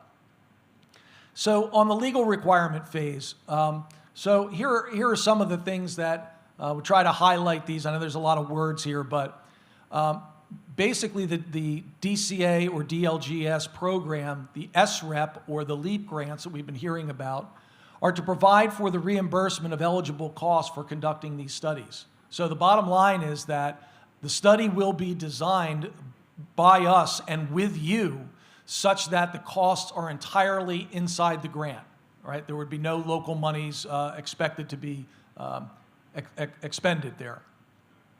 It was mentioned before that this requires 2 or more entities. Boards of education in particular, 2 or more school districts is what we typically expect. So there has to be a partnership. It can't be just one district who wants to move forward. You have to have 2. One of them serves as basically the grant administrator, the sort of the lead district in that when conducting the study. How do the monies come? Upon receiving approval of one's application, so the application goes to DCA, they decide to approve and award a grant, you can be, at that point, reimbursed with up to 50% of the grant award as monies are expended. So as the initial parts of the study go, and the district lays out the money, that gets then reimbursed up to 50%. The other 50% provided upon the submission and acceptance and approval by the division of the completed study. So part of the money comes early on, and then the other part near the end. Again, these are all reimbursables. And then further beyond the study, once that's completed, if the districts decide to move forward with a referendum, the costs incurred in the election can be reimbursed as well. Again, I know that's a little beyond our charge here. So what about the grant application itself? What does the law say about what needs to be part of the grant application? So the participating boards need to adopt resolutions in order to commit to a feasibility study. That's a part of it. It has to be board resolution. The application includes a description of the intended use, the board's capacities to oversee it, a list of the personnel or outside consultants who'd be involved, and a plan for stakeholder participation. Those are all parts of the application and things that the board now, in putting forth an application, typically it's the administration who will do that, but with our support and assistance. A lot of that are things that we can help each of the districts through. And important to note that even though there's a requirement that at least 2 partners be involved, and it can be more than that, that it may be proposed that there be an analysis of the inclusion of non-participating districts. So what does that look like? Let's assume that you are a regional high school that has 4 districts that send their K-8 students either to you or you're part of a regional. And 3 of those districts, the high school and 2 of the elementaries, want to participate.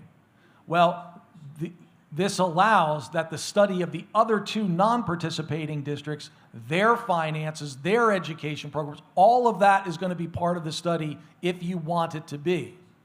Now, it may be the case that those 2 who are non-participating want no parts of talking about regionalization at all and don't even want to be part of the study. That's fine, but the ones who are part of the study can also study them even if they don't wish to be part of regionalization. So it's really a good way of saying that you're going to get all the information that you want to have and need in order to make your decisions. And the things that boards need to demonstrate about the proposals is that it does not, we've heard this already, does not increase or exacerbate segregation, would lead potentially to the establishment of a limited purpose or all-purpose regional, that it does consolidate school districts that are close in geography, there's the potential to, and again, these are things you've heard, but just want to make sure that you understand they're also part of the law as well, that it has the potential to advance and enhance learning environment and improved efficiency and cost savings, that it coordinates curriculum, and that there are good faith efforts made by the districts to implement the recommendations. And we say recommendations plural because it's not simply a recommendation that a move to a limited purpose or all-purpose regional. There may be recommendations around shared services that are not currently being done, or other ways of collaborating and joining together that may and should be considered. And I think this is the last slide on the legal requirements. So I'm just going to pop these up here, that these are the things that are required to be included in the feasibility study. I can tell you, when you get a deeper look in our studies, it goes way beyond what you see here. These are the things that are legally required. So we know these must be in the studies.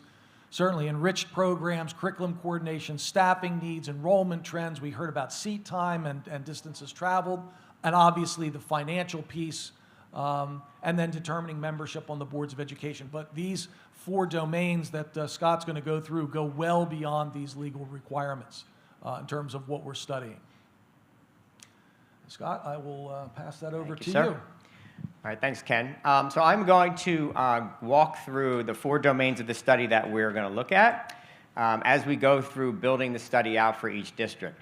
It is important to know that for the districts that are involved in this, and I can't emphasize this enough, for the districts involved in this, this is not a passive process, right? For us to get, and the folks who are in the room today who we've started working with already know this, we collect more data than we even humanly thought was out there, right? So we are going to collect all types of data from you, from educational data to financial data.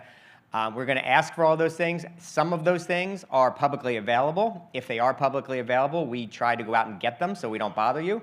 But there are some things, there are some areas that are not publicly available, not easy to access publicly, so we will ask you for those. So under governance and law, we will look at constitutional, statutory, and case law issues. Again, you'll see this a couple times, and we have talked about this, but any type of exacerbation of racial disparities in the district is probably an immediate stop to this. So you're not going to go much further than that. So keep that in mind.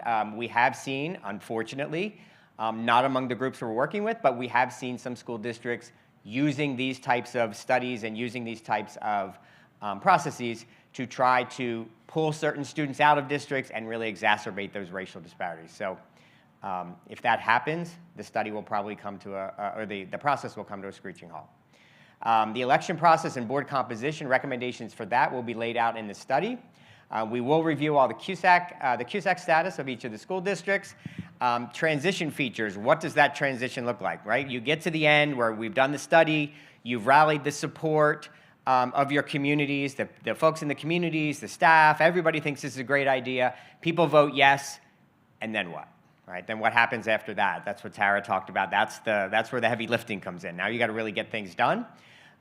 We also pull stakeholder input, student and parent surveys, any interviews that we do, some focus groups that we do. As part of our study, we collect a lot of data. We also understand there is some data that's just not easy to collect digitally or on paper. So we will come out and do at least one, sometimes a couple of visits to the school districts because we want to put faces to names, and we want to really talk about what's really going on away from just the paper that we collect. And then are there other legal or political issues? We will ask questions about, are there hot button issues in your community that we should really pay attention to, that we should be aware of as we go through these studies?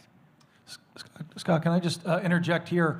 As we go through the domains, another important point to make is this is the outline of the study as we see it. Mm-hmm. But we will be meeting with stakeholders, superintendents, BAs, members of your boards of education, in advance to actually put the study outline together. So there may be other things that are important that you see that we don't have in our model that we can definitely include to put into the study. So this is as you said, this is an interactive process. So it's not just the data gathering, but on the front end of the study that we're working together so that we have an outline that you say, yeah, we know it has all the legal requirements. We know it has what our experts think are important, but it also reflects our local community and what we think is important in this study.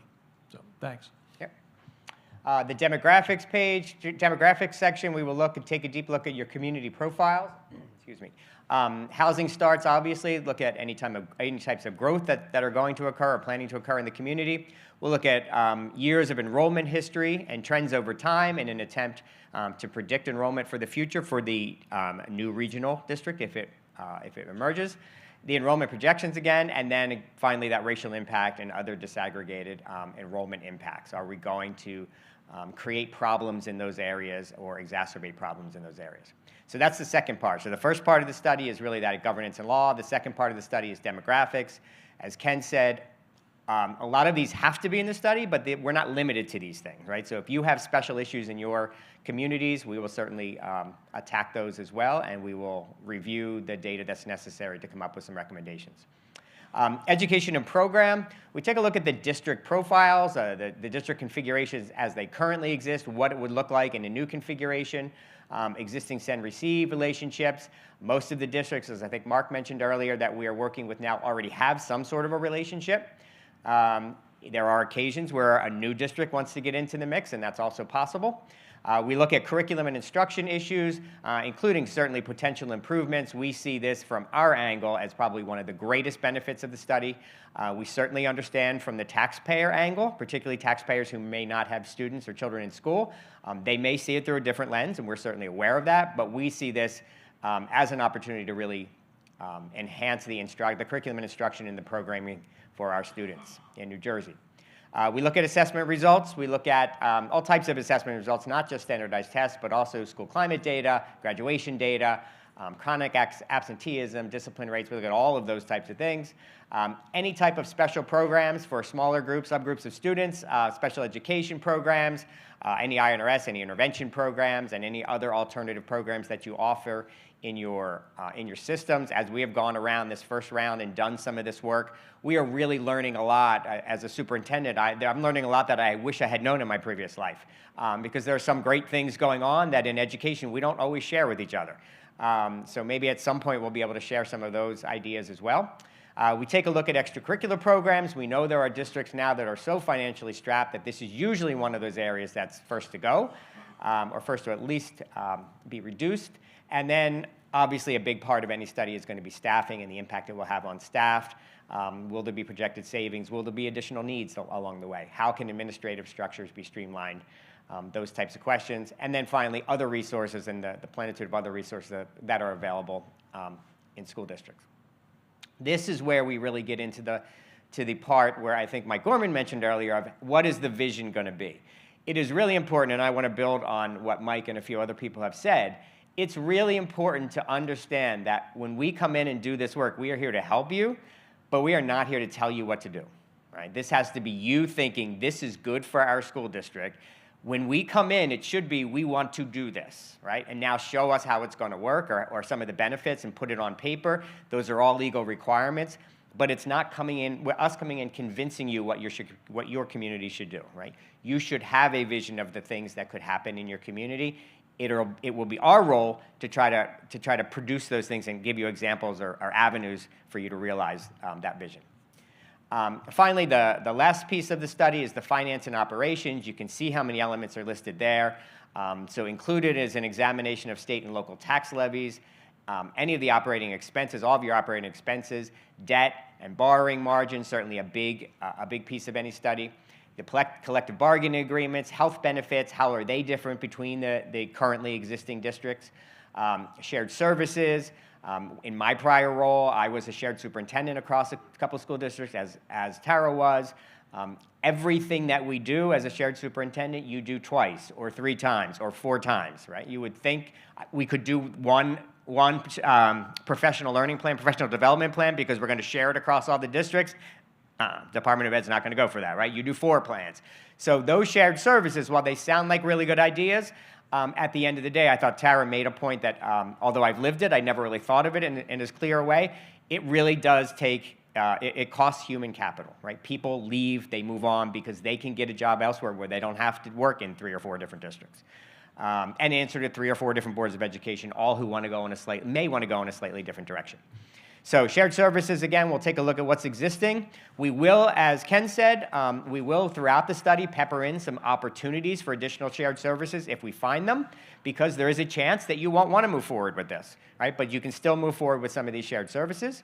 We look at contracted services that you have existing in your districts, tuition when you have send-receive relationships with which many of our districts already have.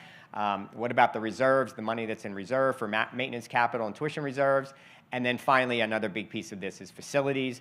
Obviously, many of you know, if you have not already jumped into the preschool money, this preschool expansion, that's a big issue in the state and very popular in communities. And I think one of the issues that is stopping many communities from really moving forward with expanding the preschool programs are the facilities. So can we find ways and find creative ways to really expand the opportunities for preschool? Right? And those are the four areas of the study. Again, if in your district you think there's an area that we have not included but you want to look at, that will be part of the process of kind of our initial process working with you, is to really find out what those areas are. Mm-hmm. So we see scope of work and deliverables here. I want to let Scott go into items 1 through 7. You see the first one starts with a P. And it starts with a P because that's not really step 1. That's P for preparation. So some of the work that we do, we talked about Mark doing it, but others of us on the team will get involved, is as you're thinking about whether to apply, how to apply, you have questions that you want to answer. We'll certainly meet with you during this phase, which is, in essence, not part of the study itself. Sort of some pro bono work, if you will, to help so that you can feel comfortable applying and leading to the Board of Education actually approving to conduct the study. So we sort of label that as a preparation step. We kind of separate that. Again, we just want to make clear that it's really 1 through 7 here that is the scope of the work of the actual study itself. So I'll turn that back over. Thanks, Ken. So before we do this, as we move into this, and you prepare to decide whether you want to apply for one of these grants, we can certainly present you with a draft contract agreement once the grant has been issued to be reviewed and approved by both parties, including the Rowan side as well as the district side. We'll develop an outline of the proposed study with key stakeholders. We put together a steering committee from with members from each of the districts that are involved in the study. And we will develop that outline. Going back to that, what I just reviewed with you, we'll develop whether that's sufficient to really meet your needs or whether we need to include some other kind of community-specific areas of study. We gather the data, lots and lots of data, from all public sources and then some from the districts themselves. We also have those steering committee or their stakeholder meetings in the community with your community members. We produce, the first round is producing the governance, legal, and demographic analyses. That's kind of on our internal side, what comes out first, because we need those areas, we need that information in order to really complete the next 2 areas. Then we produce the education program and the finance and operation analyses. That all goes into one big study that results in recommendations based on those analyses. And we produce that final document. As Board of Education, members of the Board of Education, and as members of the administrative team, we will certainly share a draft study with you. We want to make sure that everything in there is palatable, and you think it's going to be palatable to your communities, and that's something that when you came to us and said, we want to do this, we want to make sure we're producing what you wanted to do. That'll go out to you first, and then finally, we will take any feedback and then produce a final study that we come back out to a Board of Education meeting, or again, however we decide as a group, taking the lead, however we want to present that to your communities. I know with the Delsey study, we've already talked extensively about having one meeting across all of the constituent districts, because when you go out and you do 2, 3, 4 different meetings to 4 different boards of education, people hear 4 different things and walk away with 4 different takeaways. We're trying to avoid that. We want to have one spot where everybody can hear the same information, questions can be asked, and they can hear the same answers.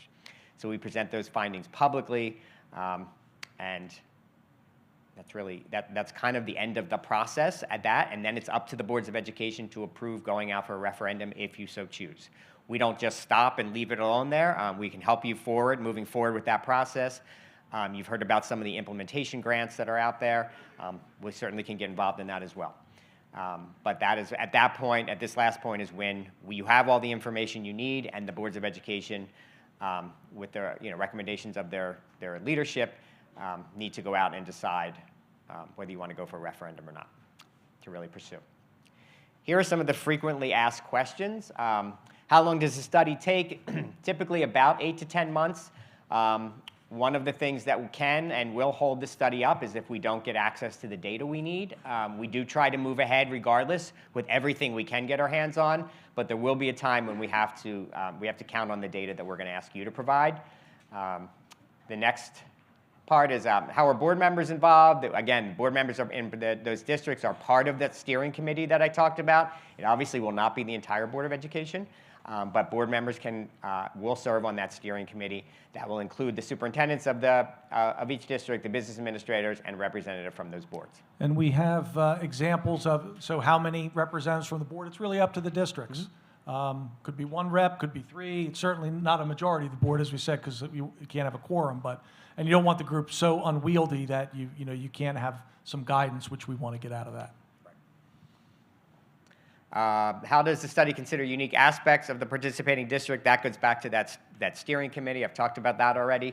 And so if there are unique lines of inquiry, we will certainly hear those and study them. And then finally, what happens when the study is finished? We come back to the districts. We present the findings at a public meeting. The districts consider which recommendations to pursue, and we are hoping that oftentimes that will end with a referendum vote. But if that doesn't happen, there should be in the study some other opportunities for shared services that you can pursue. So it's not an all or nothing type of study. That we obviously have a goal in mind, but ultimately that's going to be up to the final decision is going to be up to your communities. And I think we have, One last one. that's the last one, okay. No, it should be one after that. Well, it is not clicking, so. Okay. That's It's just a there we go. slide that says what's next. That's questions and discussion. So I don't know, David, if you have any questions for us, or we want to go out to the audience. Before I allow it to go out to the audience for questions, just for clarification, again, we tried to give you information, right, and perspective, all the various aspects and things that could occur. As they talk about the things that go into a study, they hit on core things that are required, but they also talked about some things that we try to go into for our studies. Obviously, we've kind of mentioned this earlier, there's other entities you can go to do your feasibility study. Do not think, oh, I only have to go to Rowan to get a study done. To be honest with you, we couldn't handle all the school districts who want to do studies. So you need to take that in consideration. Can you go to some of the ones that have been mentioned earlier, Keene or Porzio Law Group or Stockton? Of course you can. There's other entities that I think that are considering starting doing this as well. So keep that in mind. You do have options, but we try to walk through what's required and then some of the extra things that we think are as important as we do studies through our institute. So I just want to make sure that's clear for everybody. I'll open it up to the audience if anybody has any questions, because I know some of us are at different aspects of this process.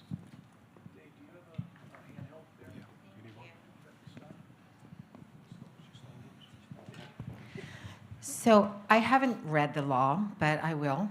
And my question is, if a district hasn't moved forward in any direction, is there something in the law that compels every district to take some consideration? I mean, it sounds like it's optional, but is there something in the law that compels a district to consider regionalization?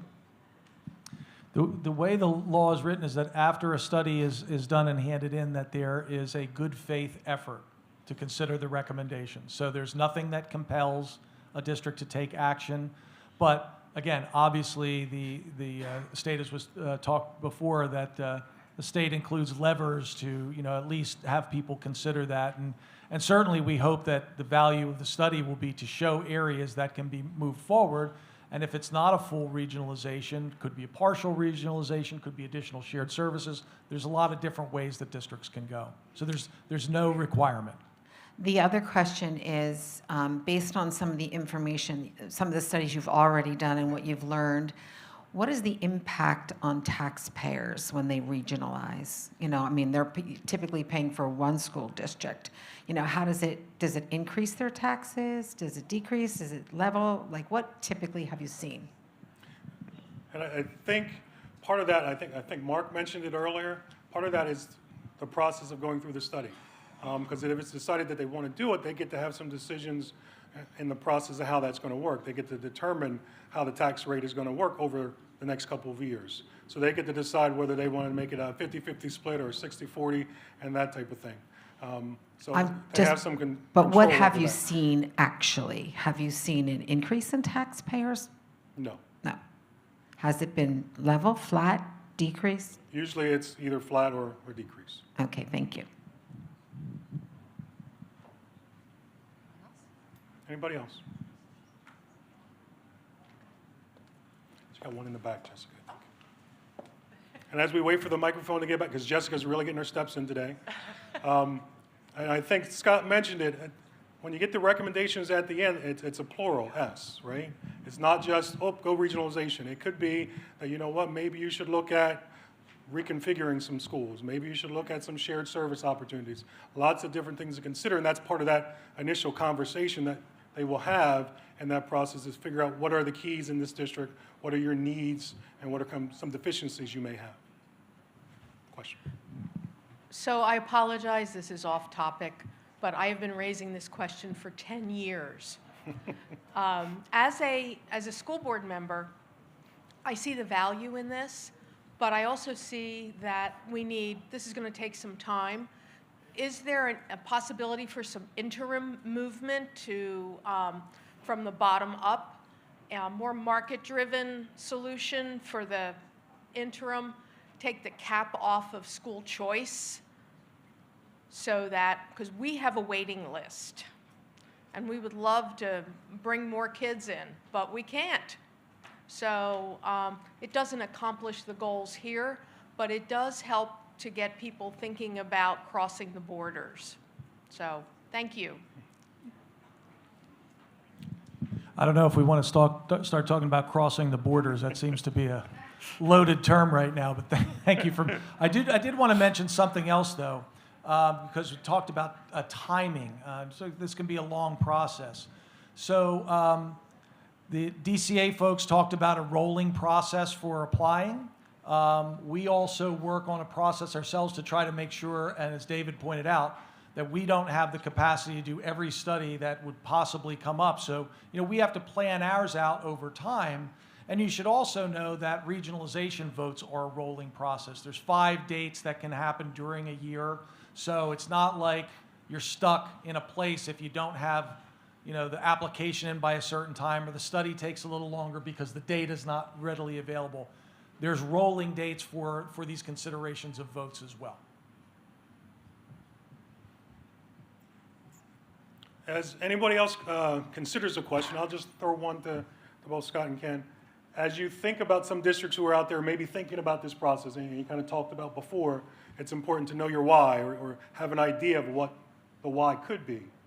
What kind of things could they do before they get to the point of reaching out, whether it's to us or another entity, to think about doing a feasibility study? How could they get answers to that why? Yeah, I think, Dave, that's a great point, because it was mentioned earlier, and it was, like Mike mentioned it earlier, and Ken said it at the beginning. There's a rolling process here. Dates are important. Kind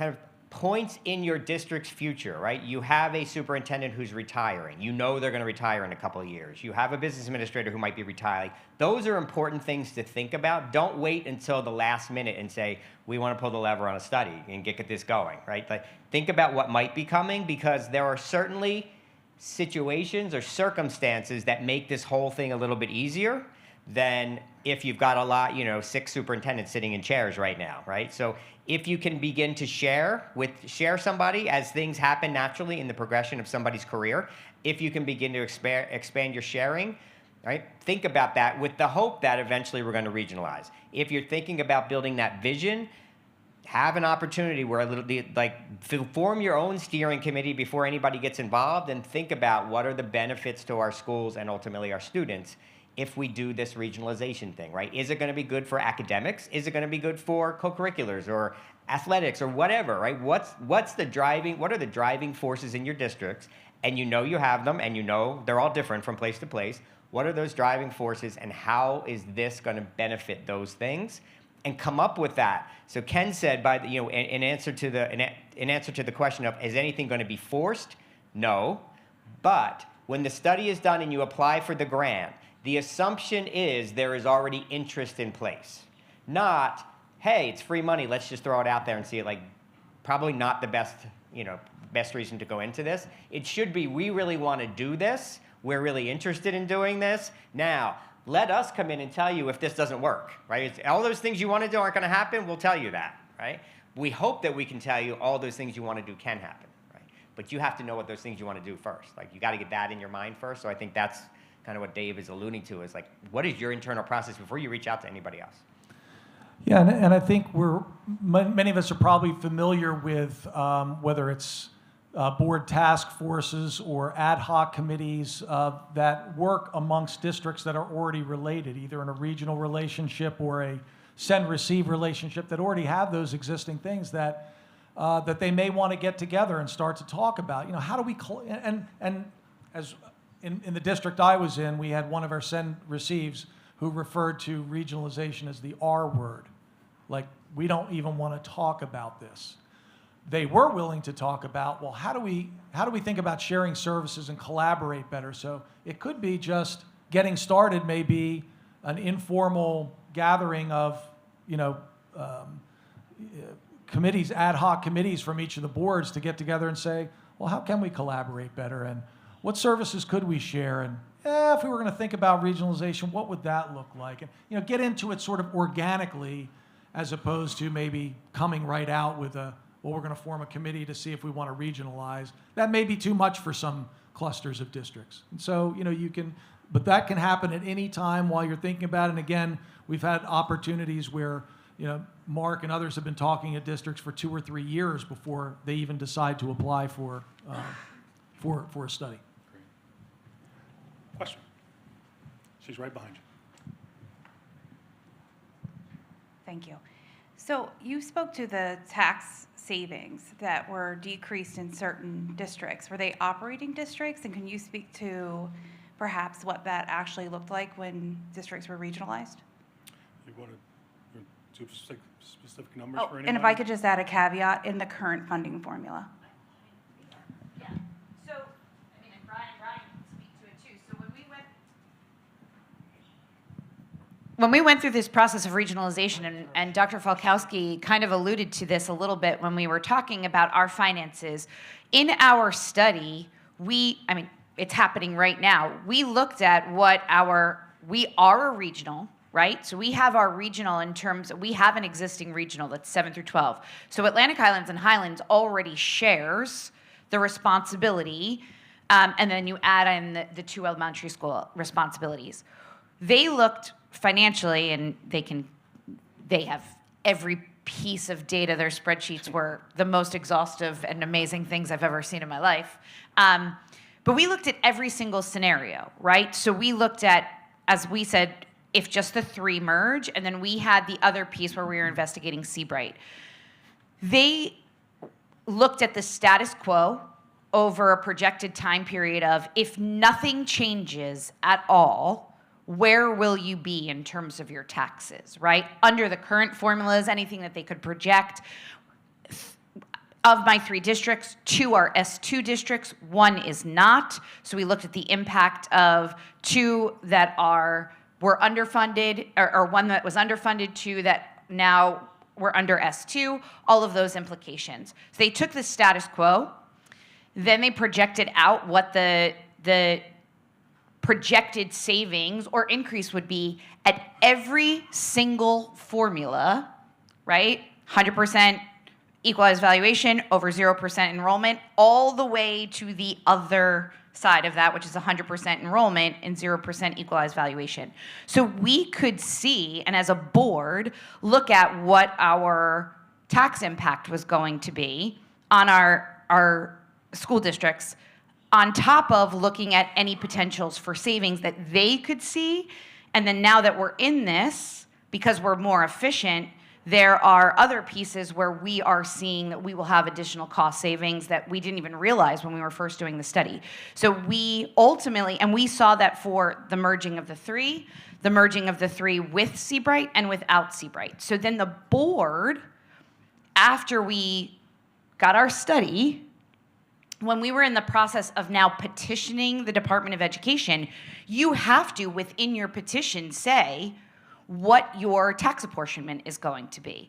So we spoke to them every day, all the time, and they would come to our board meetings and they would sit with us so that we could make a decision.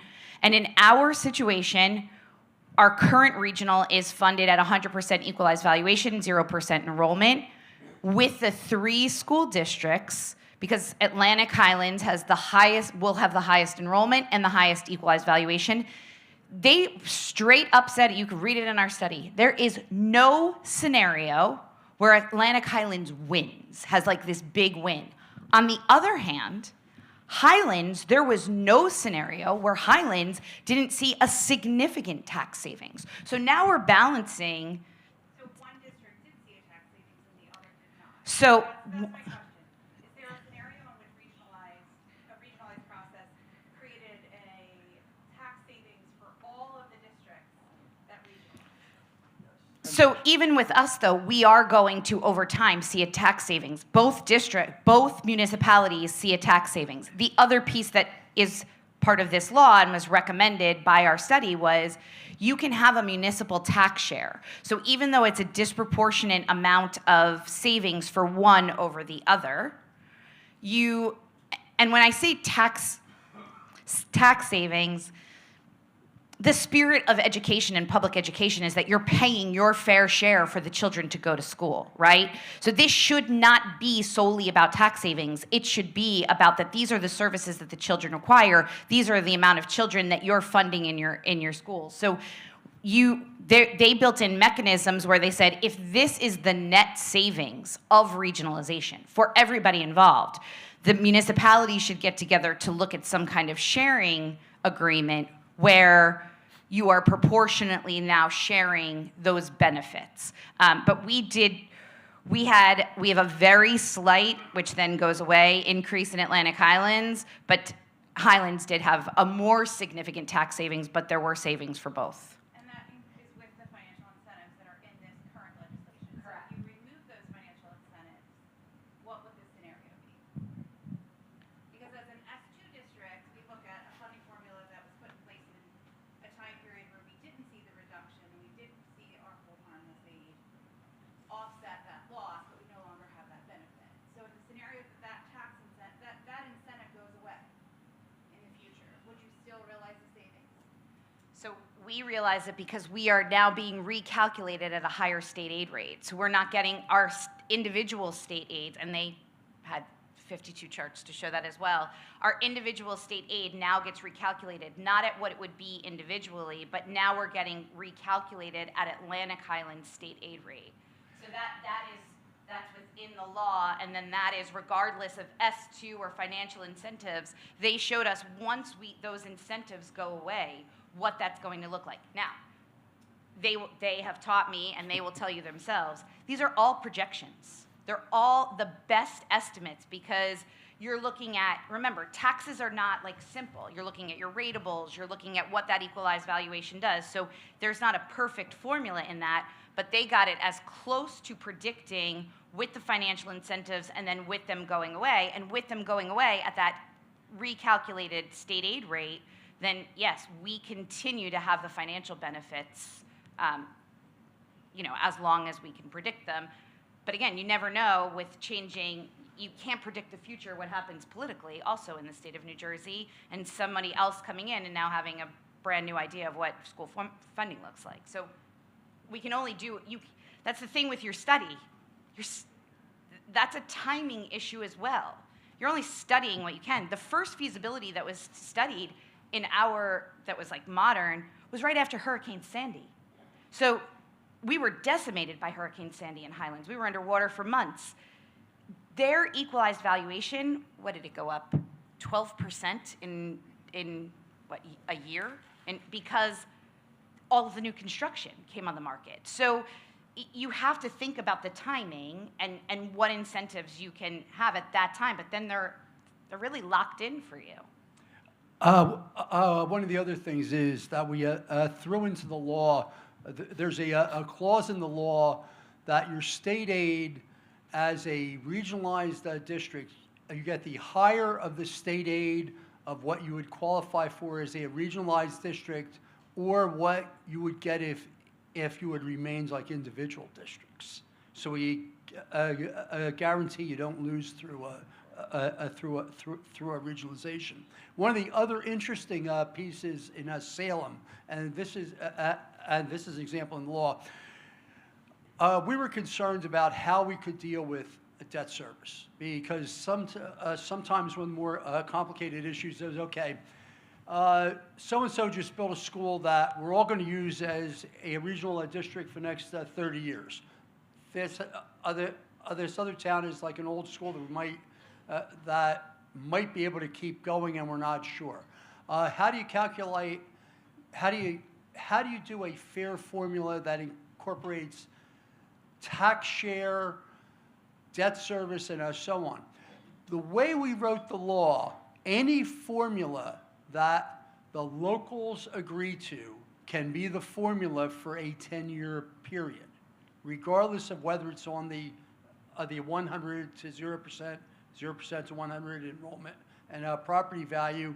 So one of the things that they did in the Salem study, one of the things they did right in the Salem study, which is a do, which Mike Gorman's here, they actually figured they were looking at 13 districts, 13 towns, and there was no way in hell you could write a formula that everybody benefited.